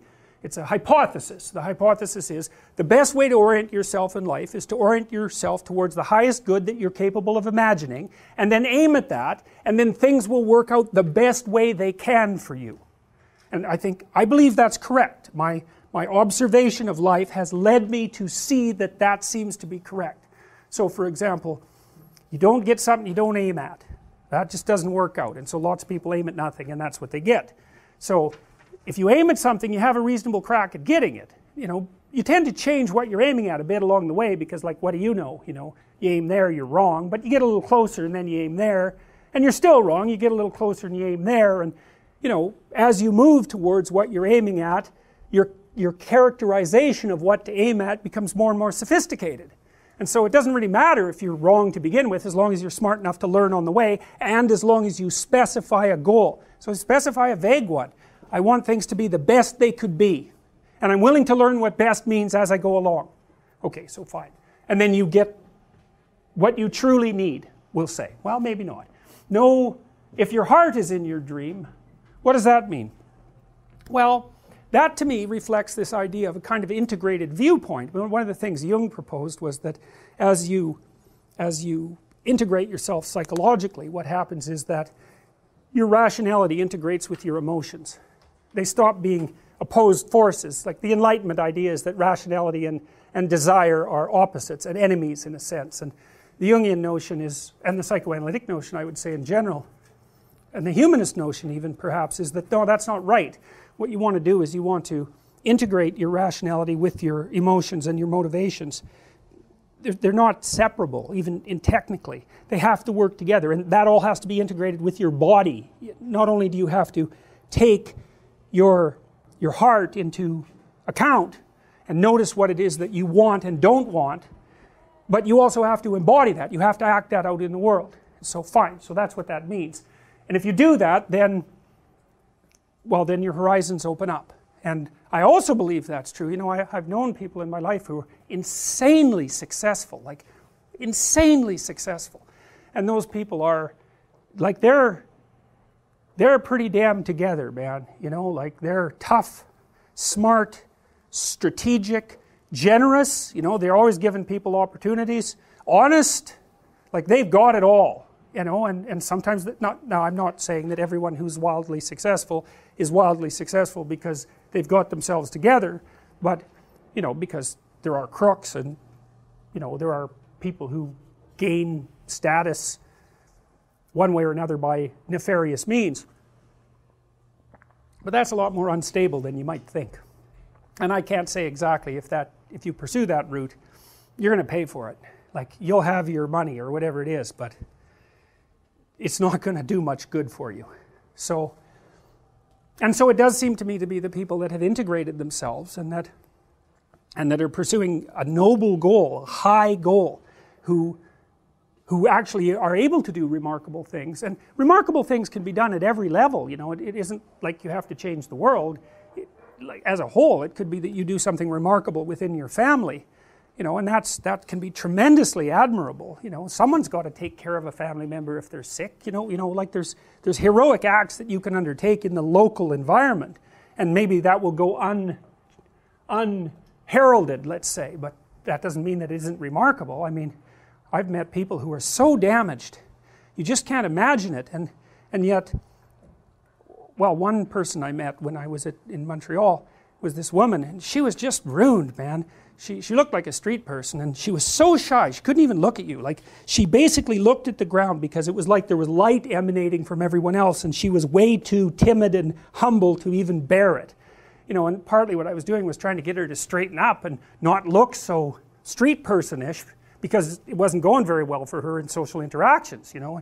But it turned out that isn't what she came to the behavior therapy unit for. And she had her aunt, I think she lived with her aunt who was like schizophrenic, and then her aunt's boyfriend was an alcoholic who like went on long harangues about the devil, and it's like, really, man. And she wasn't bright, this woman, she really wasn't. And you know, she didn't really have a job, and it was just like, it was just not good in every way. And then she also, you know, had this unbelievable humility, but then, you know, it turned out what she wanted. I just couldn't bloody well believe this, that she had this dog and she used to walk it around. She took care of the dog, and that, you know, that was a good thing. And she'd actually been an inpatient at the Douglas Hospital, which is where I was working. And there were inpatients in the Douglas Hospital, and this was back in the 80s, and those people were like, she was like Superwoman compared to the inpatients at the Douglas Hospital. Those people looked like they were from a Hieronymus Bosch painting, because they had deinstitutionalized everyone that could possibly be deinstitutionalized, and so the only people that were left were people who couldn't be deinstitutionalized, and so those would have been people who were in the psych wards for like 30 years, and all of the hospitals were connected by tunnels underground, and the patients used to hang out down there by the Coke machine and so forth. And one day I took my brother down there, he was visiting, and like, it was just like, he just turned white, you know, because it was just, really, I don't know if you know Hieronymus Bosch, he's very an interesting painter to say the least, but that's what it was like. And so here was her idea. She'd come to the behavior therapy unit because she'd been in the inpatient ward for a while, and she met some of these like ruined people, and she tried to get the hospital. She thought, well, I'm walking my dog, you know, and well, maybe I could take one of these patients out for a walk, you know. And she'd been talking to the hospital administrators, trying to get her, allow her to go, you know, take out one of these patients and go for a walk with her dog. And basically she had come to the behavior therapy unit because that's what she wanted to do. It was like, man, that person, she just blew me away. Like, it's like, I just couldn't believe it. Like, she had nothing going for her, like nothing. And yet she wanted to, you know, help some people that were worse off. And like, there just weren't that many people that were worse off than her. Mind-boggling, mind-boggling. And I never forgot it. And it really blew me away. So, you know, there are opportunities for elevating your sights within your realm of capability wherever you happen to be. And that's interesting. It's strange that that's the case. She brings those who love, that's what that should say, the sweet fulfillment of their secret longing, like a bolt out of the blue. Fate, characterized here as feminine.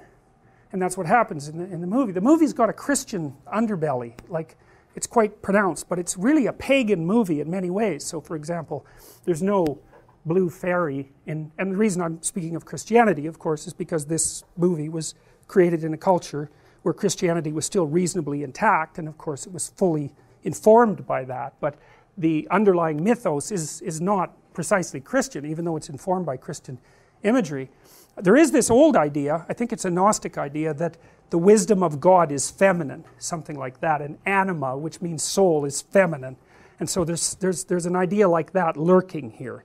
And anyways, that's fate, and that's the blue fairy in this particular movie. You know, she comes down from the star, which is kind of makes her an avatar of God. That's the idea, and she's the transformative agent. She's really Mother Nature, you know, in her positive guise, and that's why she can animate. To animate something means to infuse it with soul. That's what it means. And she animates Pinocchio, right? She's the force that frees him from his strings, and so that's her. Fate, like a bolt out of the blue, fate steps in and sees you through. Well, what that means, it means something like this, is that, you know, if you orient yourself properly in the world, and we'll say that you do that by trying to attain the ultimate goal, whatever that happens to be, then it's as if the world is on your side, and things go well for you. And I also believe that's true, because certainly one of the things that's more or less self-evident is that, generally speaking, if you tell the truth, things go a lot better for you. And the reason for that is, well, do you want to have reality opposed to you, or do you want to have reality backing you up? It's a pretty straightforward question. If you're truthful to the degree that you can be truthful, then reality is on your side. That's a good thing, because there's a lot of it and there isn't much of you. Whereas if you take a deceitful approach to things, then you're challenging reality. It's like, good luck with that, man. It's like you're holding a plastic ruler in front of your face and bending it, you know, and at some point you're going to let go, and it's going to, all that force that you've stored up, and it's going to snap back and nail you, and that happens. Like, I have just never seen anyone in my clinical practice ever get away with anything. Nothing. And it's not surprising. It's like, if you're going to mess with the structure of reality, like, it's going to mess back, and it does. And it might not happen for years, and you might not even notice the connection. I mean, part of what you do in psychotherapy is actually make those connections. It's like, why did this horrible thing happen to me? Well, who knows? It's like, let's take it apart. Well, who knows how far back we have to go? It might even have things to do, not even with you, it might have things to do with the errors in your parents' relationship. Like, you just can't mess with the structure of reality. It stays warped until you straighten it out, and it's not good. So there's an injunction here, which is that, you know, if you follow this path, you pick a high goal and you put your heart in it, you know, you commit to it, believe in it. Believe means to love. Believe and be love is the same thing. It means to act out.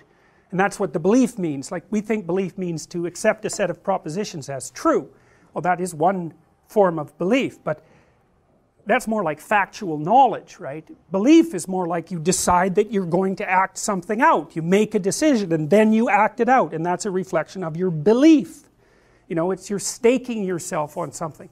Do you know? Well, no, because you can't. You can't know. You're bounded by ignorance. You can make your best guess and move forward. And you can do that with commitment, but you have to believe in order to do that. I guess that's why it's a wish. Okay, so fine. Well, then we have Jiminy Cricket. That's southern U.S. slang for Jesus Christ, by the way. And the initial overlap isn't a fluke. I mean, I'm sure the animators thought that was funny, and of course it is funny. And you know, in The Lion King, you know that baboon who's the shaman, basically?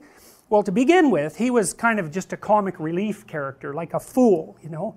But one of the things Jung mentioned about the fool is that the fool tends to turn into the savior. It's an archetypal reality. Bugs Bunny is sort of like that, you know. He's a trickster. And as the movie developed, the character of the fool baboon took on the full-fledged, shaman priest element, and okay, well, Jiminy Cricket, he's this little cricket, and he turns out to be the conscience, which is pretty damn weird. It's like a bug is your conscience, and a bug is JC, and it's like, that's a very strange juxtaposition of ideas. Conscience, insect, savior. It's like, what's up with that? And so, well, what bugs you? That's part of it. Well, your conscience certainly bugs you, and you should pay attention to it. It's just a little niggling, annoying thing that you can't quite, you can override it, right? Obviously. But it's this, well, and he says, when he talks to Pinocchio later, he says it's that still small voice, And I've asked people before, like in my personality class, like, because conscience is a weird thing. And like, if I said to you, if you're about to do something that you know you shouldn't do you have a voice in your head that tells you that you shouldn't do it? So how many people have had that experience?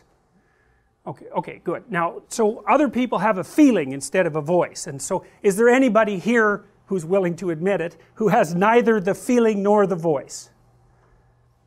Okay, so, and it's a very understudied phenomena in psychology, this conscience. I mean, people can be conscientious, and maybe those are people who listen to their conscience more. I don't know, but nobody's ever investigated it. And the fact that you do have this little voice, whatever it is, inside your head, it's like, well, what the hell's up with that?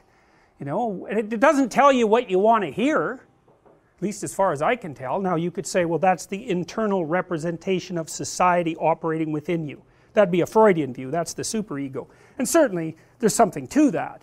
But I don't think it's necessary to presume that that's all there is to it. And even if it is, you still wouldn't have the voice if you didn't have the biological potential to have that voice embed itself in you.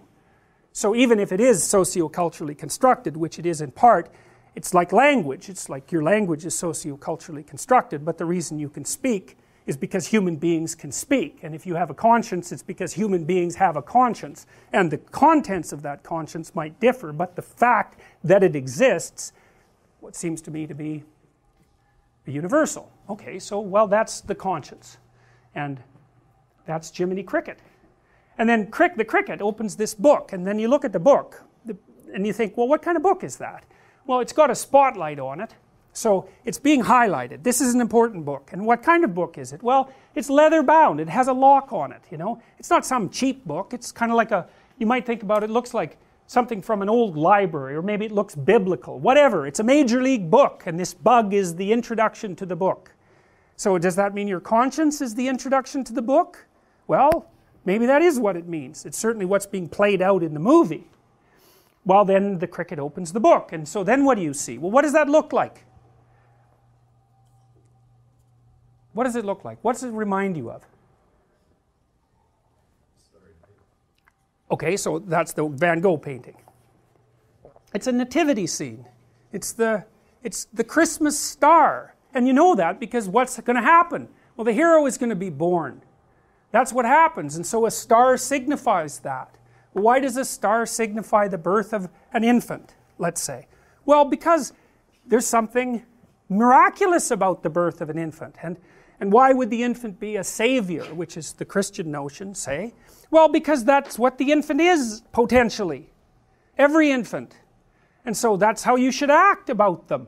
And one of the things that really is interesting about having little kids, and I loved having little kids, is that you have this opportunity to have this pristine relationship with someone, like a relationship you've never had with anyone, because the kid really is just there to love you. If you don't screw it up, you've got that. And then you can keep that going, and you can try to keep that relationship pristine, and that's so fun. It's so fun to try to do that. It's amazing. It's an amazing thing. And kids get a bad rap in our society, but it's an amazing thing to have little kids. And they are remarkable, and they give you back far more than they require from you. And partly because they treat you like you're valuable beyond belief. That's what the kid thinks about you. It's like, that's pretty good. So yeah, it's like something divine is going to happen. And so, okay, fine, fair enough. Well, there's the star signifying that, and that's associated in some way with this star that you're supposed to wish upon. Well, that's kind of odd. Like there's this relationship that's implicit. The star that signifies the birth of the hero is the same star that you wish upon. Well, perhaps the star that you're wishing upon is the wish that the hero will be born in your soul. It's something like that. You're aiming at an ideal, right? It's the ideal you, whatever that would be. Well, you can certainly figure out what it isn't.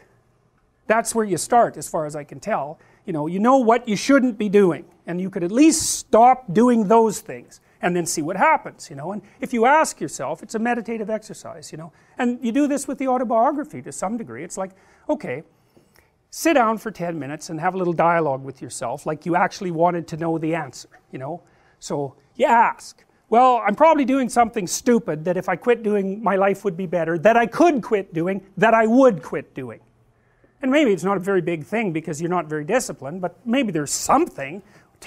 Ask yourself that question, man. You'll have an answer in no time flat. Like, well, I should stop doing this. It's like, yeah, I know, and I could, and I won't, or maybe I would, but if I did, I know my life would be better. It's like, you can figure that out immediately. And if you do that 100 times, well, you'll be in way better shape. So if you don't know what to do that's good, you could at least figure out what you shouldn't do that's just moronically, pathetic, and you can be sure you're doing like a dozen of those things at least, procrastinating, or,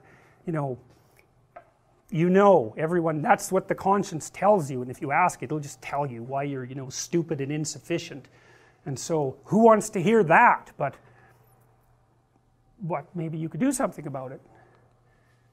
Okay, so the cricket comes into the village there, and he sees this like little house, and there's a little fire in it, and so it's kind of got a welcoming place. It's a light in the darkness, this house, just like the star. And so he hops towards it, and then he ends up inside it, and there's a nice fire, and you get to see the inside, and the inside's, it's cozy, it's welcoming. And then when you look around, you see that everything's kind of in its place. It's not hyper organized or anything like that. It's friendly and welcoming, and there's a lot of wood, and there's a nice fire, and then there's toys everywhere, and they're well constructed. So you know that whoever lives there likes children.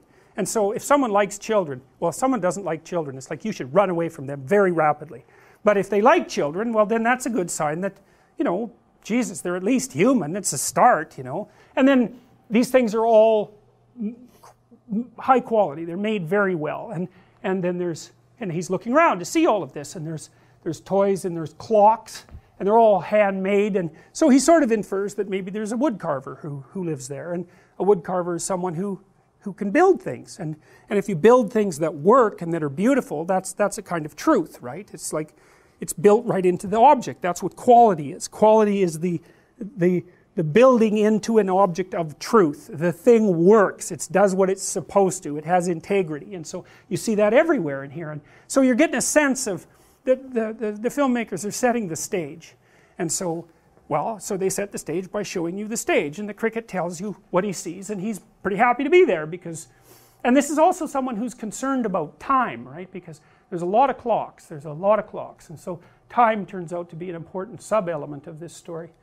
And then he sees the puppet, he's a marionette, and so what's a marionette? Well, a marionette, and he's sitting on the shelf, a marionette is something that's quasi-animated, because it can move, it doesn't really have a soul, but it sort of acts like it has a soul, in the sense of anima and soul and animated. But a marionette is something that is being manipulated by something else behind the scenes, right? It doesn't have its own volition. It's dependent on the will of something behind the scenes. And so there's a strong implication that whatever this thing is half formed, and that it's being manipulated by unseen forces behind the facade. Well, that's a Freudian idea. That's you. That's all of you. You're pulled hither and fro by unconscious forces, and some of those are biological, and some of them are cultural. And you think about people who are swept up in great ideological movements, like the communists or the fascists. It's like those people are marionettes. That's exactly what they are. They all say the same thing. They all mouth the same words. They all act the same way, and something's behind it. And the question is, what? Well, that is the question, and that's partly what this movie tries to figure out. So you see this marionette. He's a half-formed, wooden-headed puppet, and he has a little bit of potential, you know, and the cricket goes up and interacts with him and sees that he's made out of pretty good wood and makes a little joke about having a wooden head, and you know, that's kind of obvious what that means. And you notice the cricket is dressed like a tramp, and when you first saw him, he wasn't. He was dressed like a 1920s millionaire. So but here he's a tramp, and this is so interesting. It's like, so this bug that's a messiah, that's the introduction to the book, that's the conscience, is also a tramp with no home. It's like, what does that mean? And it took me a long time to sort that out. And it's like, he's been everywhere, this tramp. He's been everywhere, and he knows, he's traveled the world, but he doesn't have a place. He doesn't have a home. He hasn't made a relationship with anything real yet. He's kind of a potential. And this is one of the things that's really interesting about this movie, because if you think about the cricket as a fragment of the hero, and say a reflection of the savior, which is his relationship with JC, of course, and the person who introduces the book, then the story gets strange, because if it was merely a representation of the perfect person, the archetype of the hero, then the conscience would know everything, right? And it would just tell the puppet what to do, and that would be the end of it. But that, first of all, that's a dull story. It's like perfect conscience comes along, puppet does everything it says, bingo, perfection. But that isn't what happens. There's this weird idea that this thing that's got all these attributes needs a home and has to enter into a learning relationship with the thing that it's trying to transform. It's so sophisticated, because, you know, I could say, you should do what your conscience tells you. It's like, well, maybe not. Maybe that's not exactly how it works. Maybe your conscience isn't omniscient and omnipotent. Maybe it's not God, right? It's a guide. But it's maybe smarter than you sometimes, maybe because it's society in your head. And obviously it's smarter than you sometimes, because it tells you not to do something and you go do it, and then you get into trouble and you think, well, if I would have just listened, but you don't. And that's interesting too. It's something that you don't have to listen to, which seems to be associated with free will. It's weird. It's like, if your conscience knows what to do, why aren't you just a deterministic puppet of your conscience? Christ, that would work a lot better. You wouldn't have to torture yourself, and you wouldn't make any mistakes. So why the separation? Well, maybe it's because the conscience is generic, and so it has to be taught. It has to learn too. And so what you do is you have a dialogue with your conscience. It's something like that, and then you expose yourself to more and more of the world, and you get wiser and your conscience gets wiser, and you mature together. And that's what happens in this story, because the cricket starts out as this tramp that, you know, is smarter than the puppet, but not as smart as he thinks he is, that's for sure. And when he first starts to operate as a conscience, he's completely useless at it. He babbles off a lot of cliches about morality, and then he's late the first day for his job, and he's just not very good at it. And so there's this weird idea that the conscience, which is part of what puts you towards redemption, is something that you actually have to interact with over the course of your life in order for it to develop as you develop. And so then I would also say that the cricket represents, at least in part, what Jung described as the self, which is like the potential, fully developed human being that sort of exists within you as a possibility. But it has to be manifest in the actual conditions of your life. And so the conscience has to learn how to position itself here and now. And it's got generic advice, and that's not good enough. And so that's why the cricket is looking for a home. And so he needs a home, even though he's all these other things we already said he was. He has to find a specific home before he can become who he could be. Well, so then Geppetto shows up, and he's a kindly old guy, which is pretty much exactly what you'd expect. And you know, he's a careful craftsman, and he likes kittens, and you know, that's always a good thing. And he has some fish, and you know, he's good at making things, and he's got a sense of humor, and he's kind of playful, and so he's the good father, fundamentally. He's the wise king. He's the positive archetype of the masculine. And that's what he is. And so he's culture in its positive manifestation, and he gives rise to this creation, which is his puppet, which is what culture does, because you're a puppet of your culture. You're a marionette of your culture. And so maybe you could be more than that. And that's the other thing that's strange about this movie, and it's strange about the mythological way of looking at the world, because scientifically, deterministically, there's nature and there's culture, and you are the deterministic product of the interaction between nature and culture. There's nothing else to you than that. That's that. But the mythological world doesn't say that. It says something different. It says that there's nature and culture, and then there's you. And the you that's in there has choices and a destiny, and that you actually affect the interplay of nature and culture in determining your own character. And it insists upon that. The oldest stories we have, there's always the hero and the archetypal mother and the archetypal father. There's always those three things. There's never just two. So from the narrative perspective, there's always the implication that there's something autonomous about the hero of the story. And you know, you can't account for that. We don't have a good way of accounting for that from a scientific perspective.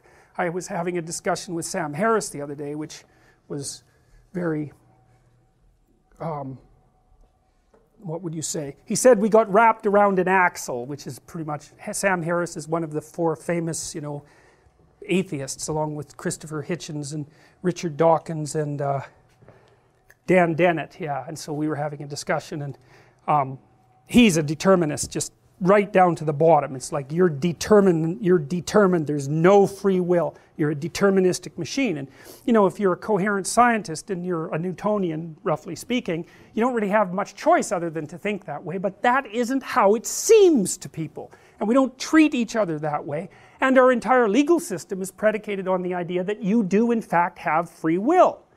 So, well, can we account for it? Well, no. And do we have a scientific model for it? No. But then I would also say we do not have a scientific model for consciousness. We don't know a damn thing about consciousness, which is why Dan Dennett's book, which was called Consciousness Explained, was referred to by its critics as Consciousness Explained Away, which is exactly right as far as I'm concerned, because he took a mechanistic approach, and I just don't think you get to do that, because there's something really weird about consciousness. I mean, the phenomenologists like Heidegger, who tried to radically transform Western philosophy right from the bottom up, he basically said, well, you know, you can treat the world as if consciousness is primary and that human experience is reality, that's reality, and that it doesn't exist independently of consciousness in any explicable way. It's like, well, what's out there if there's nothing to experience it? Well, everything at once. It's something like that. It's not really comprehensible as without a subject. The subject defines it and makes it real. Now, you don't have to believe that, but at least I'm telling you that there are thoroughly coherent philosophical positions that make that case very strongly, and that allow consciousness to exist as a phenomena and to take it seriously. And you certainly act like you take it seriously. You act like there's a you and that you make choices, and you certainly treat other people that way. Deterministic or not, you're still going to get angry when they're being, you know, rude to you, and you're going to act as if they had some choice in the matter. Now, maybe that's an illusion, possibly, but maybe it's not. And I would say the oldest stories that we have always include that as not only a fundamental element, but even as the fundamental element. So, well, so you can think about that however you want. But anyway, so Geppetto comes along and he's going to finish off the puppet. And so what does he do to finish off the puppet? He gives it a voice.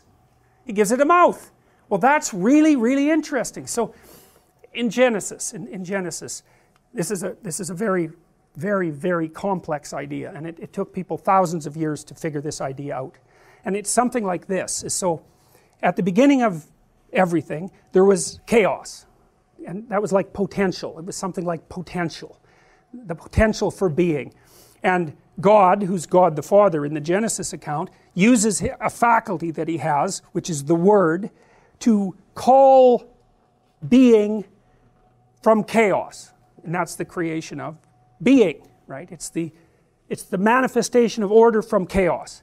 And it's the Word, the Logos, it's the Logos that's the tool that God uses to do that. And that Logos in Christianity is associated with Christ, which is a very weird thing. But the reason for that is that there's an idea that the divine element of the individual is the thing that uses language, communicative language, to call the world into being. And that is what we do. As far as we can tell, it's like you make a decision, you think it through, you talk it over with your friends, you plot a course, and the world manifests itself in relationship to your choice.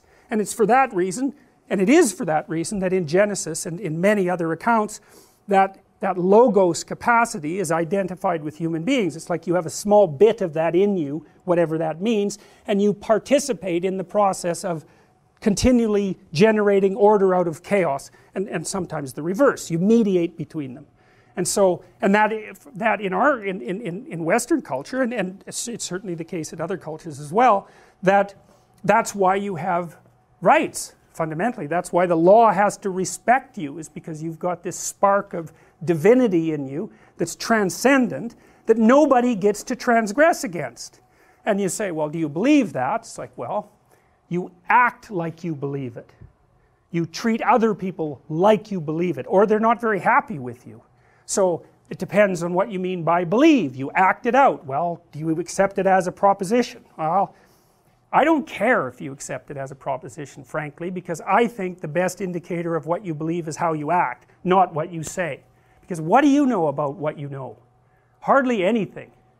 And so actions speak louder than words. And if you want to be treated properly by someone, what that means is that you want them to treat you as a valuable, autonomous entity. That's what you want. And so maybe you're not that. Maybe you're a deterministic puppet. And what this strange movie suggests is that you are kind of a deterministic puppet, but that you don't have to be. All right? Well, the mouth goes on. And then Geppetto's happy about that, and then they have a little dance. You know, they turn the music on, and all these little music boxes, and they all play together, and it's like harmony of some sort has been established, because that's what the music represents, and there's layers of reality that are communicating with one another, because that's what the music represents. And then they have a little dance, and the idea is that, well, it's a good thing to let this puppet have its own voice. Well, that's an interesting idea, because what the hell does it know? It's a wooden-headed marionette. Why the hell would you want something like that to talk? Well, it's the same question you have in relationship to your children. It's like, what do they know? They're 2 or 3. You know, they don't know anything. Well, so should you just like tyrannize them and make them do everything you want, or are you going to let them have a bit of a voice? And the question is, it depends on whether you want them to be a puppet or not. And if you don't want them to be a puppet, if you want them to grow up autonomous, then you let them have a voice, and you facilitate the development of that voice. And so, and that's what you do if you don't want a marionette. So, and Geppetto doesn't want a marionette, so he gives the puppet a voice, even though he knows it's just a puppet, and that it doesn't know anything. And then, this is fantastic. So the cricket's sitting up there watching that. He's pretty happy with it. That's the first little scene you see there. And he's sitting by this other thing that is just not happy at all. And that's the terrible father. And you see, it's a character that repeats throughout the entire movie. You see manifestations of the tyrannical father continually through the movie in different characters, like he's played out by different roles. And so, first of all, the cricket is so thrilled about this, and then he looks at the frowning king there, who is not happy that the puppet has been given a voice. He's a tyrant, right? He's the representation of a tyrant, and a tyrant does not want you to have a voice. And so the cricket looks at him and says, well, you can't please everybody all the time. And it's just this tiny little fragment of a joke, you know, but there's this old idea, I think it comes from Chekhov, and the idea is that if you set a play up and there's a gun, a rifle, or a pistol on a table in the first act, it better have been used by the third act, or it shouldn't have been there at all. And the idea is, you don't put anything in your play that's random. You never do that. It's like, because this isn't life. This isn't life. This is a work of art, and everything is connected, and it's there by intent. And so this isn't accidental that this little king character doesn't like what's going on, or that he shows up. So anyways, all the clocks go off, and the music boxes go, and they have a little dance, and everybody's happy about it. And then Geppetto notices what time it is. And so there's a tremendous emphasis on time in this part of the movie, because all these clocks are going off, and they're all telling him what time it is. Like 30 clocks go off, and then he takes his watch out and notices what time it is. It's like the idea that there's something about time going on is like whacked at you, you know, dozens of times so that you get it. And it's a little joke that he, you know, pulls out his watch and he figures out it's time for bed. Well, so now we're making a transition between the conscious world and the unconscious world. Okay, so there's an intimation in the movie that everything that happens now is in the unconscious world. And the way you know that is that it's strange because the movie moves in and out of this underworld. But at the very end, when Pinocchio is transformed into a real boy, the last thing Geppetto does is, I think it's Geppetto, is hit one of the pendulums and start all the clocks again. So it's as if what happens from here onwards is part of a dream. Now it's murky because Pinocchio goes to school and, you know, there's the next day and all of that. And so those are sort of realistic elements, but then there's also the whole going down into the ocean to find the whale thing, which seems completely dreamlike. But there's an intimation that we're in a different kind of world. And so they all go to sleep, including the cricket. And so then Geppetto notices the star. And because he's a good guy, he makes a wish on the star. And we've already explained why you might wish on a star and what that might mean. And he makes a very interesting wish. It's not a self-serving wish. In fact, it's quite the contrary. He doesn't wish that Pinocchio is an obedient son. He doesn't wish that he's produced someone who will work for him. He doesn't wish any of that. He wishes what a good father would wish, which is that the creation that he's brought forth would develop its capacity for autonomy. He wants him to become real. He wants him to become an actual living creature and not a wooden-headed marionette. And so you'd say, well, that is what your father should wish for you, you know. And I have clients frequently whose fathers weren't like that at all. They were tyrannical, or they were neglectful, or they punished the person every time they did something good. That's a real fun game. They competed with them and undermined them at every opportunity. They didn't want to produce someone strong and autonomous. They wanted to give birth to a slave and then diminish it as much as possible. And so that's bad. It's not good. And so Geppetto's not like that. So he says, well, I'm going to wish for something completely unreasonable, which is that part of that ideal idea, right? And the unreasonable thing is that this puppet could become real, could actually take on its autonomy and move forward. And so that's what he wishes. And then they go to sleep. And then the cricket starts to become driven mad by the noises of the clock. And so it's like he's going into this sort of state of hyper alertness. And the clocks are clanging at him, and Geppetto is snoring, and he can even hear the little grains of sand falling out of the hourglass. He's becoming hyper alert. And then he yells, "Stop!" and all the clocks stop. Which is a pretty good trick for a cricket, you know. It's like he's the master of time, but also we're in a place now where time has come to a stop. We're outside of time. And one of the things that Freud pointed about dreams is that dreams are kind of outside of time. Now, here's what that means, is first of all, they draw on eternal themes. That's part of it. But you know, you must have had this experience, and Freud noted this carefully in the interpretation of dreams, where, you know, you're sleeping, and the alarm goes off, and the alarm noise is incorporated into your dream, and it's like the dream has been going on for an hour in subjective time, and you wake up and you realize that it's the alarm clock. It's like, and there's no reason why your dream time should be the same as real time, because it's all going on in your imagination, but it's amazing in some sense how much can happen in such a short period of time in your imagination. And so it's outside of time. The world of fantasy is in some sense outside of time. And so the cricket tells time to stop, and it does.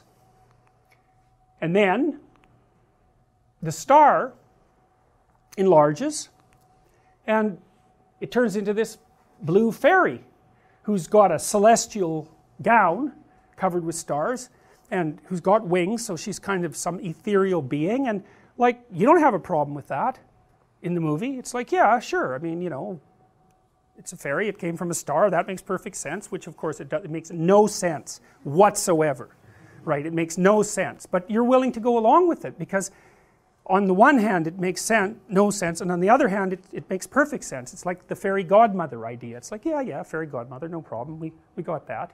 And the idea there is that well, nature comes to your aid. It's something like that. It's the benevolent force of nature is on your side. Now, not obviously only on your side, because it opposes you as well. And there's your own mother as well, who's also nature, who's on your side. And so, but there's an idea here, and the idea is that if the father gets the wish right, the aim right for the child, then nature will cooperate. Right, and that's true. I believe that's true, is that if you set up your relationship, your cultural relationship with your child properly, then they're far more likely to flourish. And so you get the magic of nature on your side by establishing the proper aim. And so that's what happens. Geppetto says, well, this is what I'm aiming at, and because he's aiming at it, and because it's within the realm of possibility, nature comes to his service. And that is how it works. That's exactly how it works, because when you aim at something, then you muster your biological forces towards that goal, and if the goal is feasible and attainable, then you will cooperate with yourself. And so that's quite cool. Carl Rogers would call that, what's the word for that? I think he called it genuineness, which is kind of weak. But I think that's still what he called it. He sort of meant that, well, that's sort of what happens when your goals and your physiological and your biological being are aligned well, and you can communicate both. You're not full of internal contradictions. And so your conscious aims and your biological possibilities are manifesting themselves in the same direction. And so, well, that would be good. So anyways, the fairy shows up, and she's quite sexually attractive. She's quite provocative, and she charms the cricket, and who gets all blushes and like is all, you know, embarrassed and overwhelmed by this like figure of celestial beauty, and decides to cooperate. The conscience decides to cooperate and gets some responsibility. And so the fairy allows the puppet to move without strings. So that's kind of interesting. So it's the intervention of nature. Culture focuses the aim, then it's the intervention of nature that produces the autonomy. And that seems to be right. I mean, even though it's not that understandable, it seems to be right. And then, so she takes the strings off Pinocchio. And you might say, well, that's partly because your child is certainly not just a creature of culture. By no means. Your child has a temperament. You'll see that right away. And that temperament will unfold. And hopefully it'll unfold in a cultural context that's amenable to it, and that the combination of those two things will produce something new. He can talk. He can walk. And so the good fairy basically tells him that he's got a bit of autonomy, and now it's up to him to like clue in a bit and act properly and learn the difference between good and evil and to speak truthfully and all that. It's a bit propagandistic, that part of the movie, I would say, but it doesn't really matter. It's kind of inculcation of conventional morality, and there's a fair bit to it, especially that he's supposed to tell the truth. And you know, he says he will, and the cricket's listening, and then the puppet asks, well, what does conscience mean? Because the fairy says, always let your conscience be your guide. And he says, well, what does conscience mean? And then the bug, who's like all puffed up because he wants to impress the fairy, pops down and gets on his little matchbox and gives this like horrible little lecture about how to behave properly. That's just like ideological chatter. You can hardly even stand listening to it. And it's supposed to be like that. It's generic moral advice that anyone could give that's kind of dull and also puffed up and grandiose, and he's just not very good at it. So, and that's why he's on his little matchbox there with his chest puffed out. And so he says, that's just the trouble with the world today. And I think that's his opening line, you know, that he's diagnosing the whole world. And, you know, the fairy, she thinks he's kind of funny because he is. And, you know, it's sort of, there's a real interesting thing here going on because he's male and he's all puffed up with his knowledge, which is completely shallow. And then he's put in contact with this like celestial feminine ideal, and he just turns into a complete moron. And that's exactly what happens to men. It happens to them all the time. So anyways, she decides to give him a chance and turns him into this conscience, and all of a sudden he's this like 1920s millionaire. So he's been ennobled. But then she tells him that, you know, he has to journey along with Pinocchio in order for things to go properly, and he promises that he'll be a good conscience and do it. And he already thinks that he can do it, and that's why he's on the Matchbox podium, you know, espousing his morality, but the reality turns out to be much more complex. So, the bug has a little talk with the cricket. The bug has a little talk with the puppet, and the bug tries to tell Pinocchio explicitly what it means to be good. And he gets completely tangled up in the explanation, because what the hell does he know? And the puppet doesn't understand anything that he says anyways. And so there's a message there, and the message is the kind of knowledge that the conscience and the puppet are supposed to co-create is not something that you can articulate easily as a table of rules. It's not like that, because life is too complicated to just have 5 rules that you live by and that will solve every problem. Partly because the rules will conflict. That's a huge part of the problem, right? One moral guideline contradicts another in a situation. It's like you don't know what to do. So anyways, they decide that they're just going to, Pinocchio says, well, I'll be a good boy, and the cricket says, well, that's the spirit. And then, well, then Geppetto gets wind of it, and they have a little like horror episode, and then he finds out that the puppet is autonomous, and they have a little party, which tells you exactly what Geppetto's up to. Is the autonomy emerges, and he's happy about it. So it's stamping home the notion that Geppetto is in fact a good guy, and that is in fact what he wants. So it's like the encouragement of your father is a precondition for the emergence of your individuality. And it also allows the feminine to play a role, both as nature and perhaps as mother. And the combination of those two things produces the autonomous individual. It's like, well, that seems perfectly reasonable. So off they go to sleep. Next day they wake up, and it's a new day, and Pinocchio is off to school. And that's a good thing too, because Geppetto isn't, and he's really excited about it. And so what that means is that he's been parented properly, and he's going to go out into the world of his peers, which is where he belongs, and Geppetto isn't too worried about it. In fact, he's pushing him out the door, you know. It's like, go, you can do it, this is the next thing. The kid isn't cowering in the corner and overcome by terror, and with the parents freaking out about all the things that are going to go wrong. There's some faith in his ability. So he sees all the kids wandering by, and Geppetto dresses him up and sends him off to school. And so that's good. So that's a happy family story. It's like mom and dad got together, they decided that the kid was going to, you know, be competent and autonomous and ready to face the world, and so out he goes. And so he's like 5 years old at this point or something like that, and that's where we're at in the story. And I think that's a good place to stop, because the next thing that happens is anomaly, essentially. It's like Pinocchio goes off to be a good boy, but it turns out that that's a hell of a lot more complicated than he might think, because there are actually complications in the world, but also malevolence, right? The desire for things not to go right. There are people who are not oriented towards the ideal in any way at all. And Pinocchio's young and naive, and so he has no defense whatsoever against this malevolence, and that's, you know, that's not unexpected. And it also turns out that the conscience, the cricket, who is still not very clued in, oversleeps, and so he's just not there at a critical moment. But I think we'll pick that up next week, because this is a good point in the plot to stop. The child has entered the broader world and has to cope with it, and so he's prepared because he had a wonderful father and he had a magical mother, and so he's as prepared as you can be. He's not even completely a marionette anymore. But now it's up to him. That's the thing. Now it's up to him. His parents have done basically what they could. And that's really about right, you know. It's wise, I would say, psychologically. So, all right. That's that. We hope you enjoyed this episode. We'll be back next week with part 2 of Marionettes and Individuals. Michaela?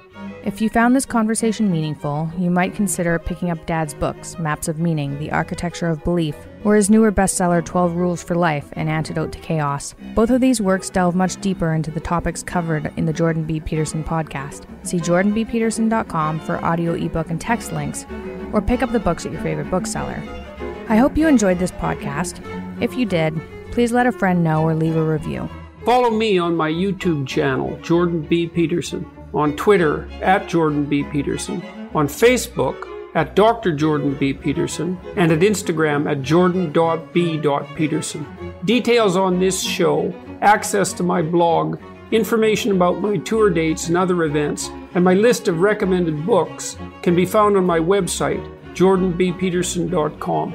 My online writing programs, designed to help people straighten out their pasts, understand themselves in the present, and develop a sophisticated vision and strategy for the future, can be found at selfauthoring.com. That's selfauthoring.com. From the Westwood One Podcast Network.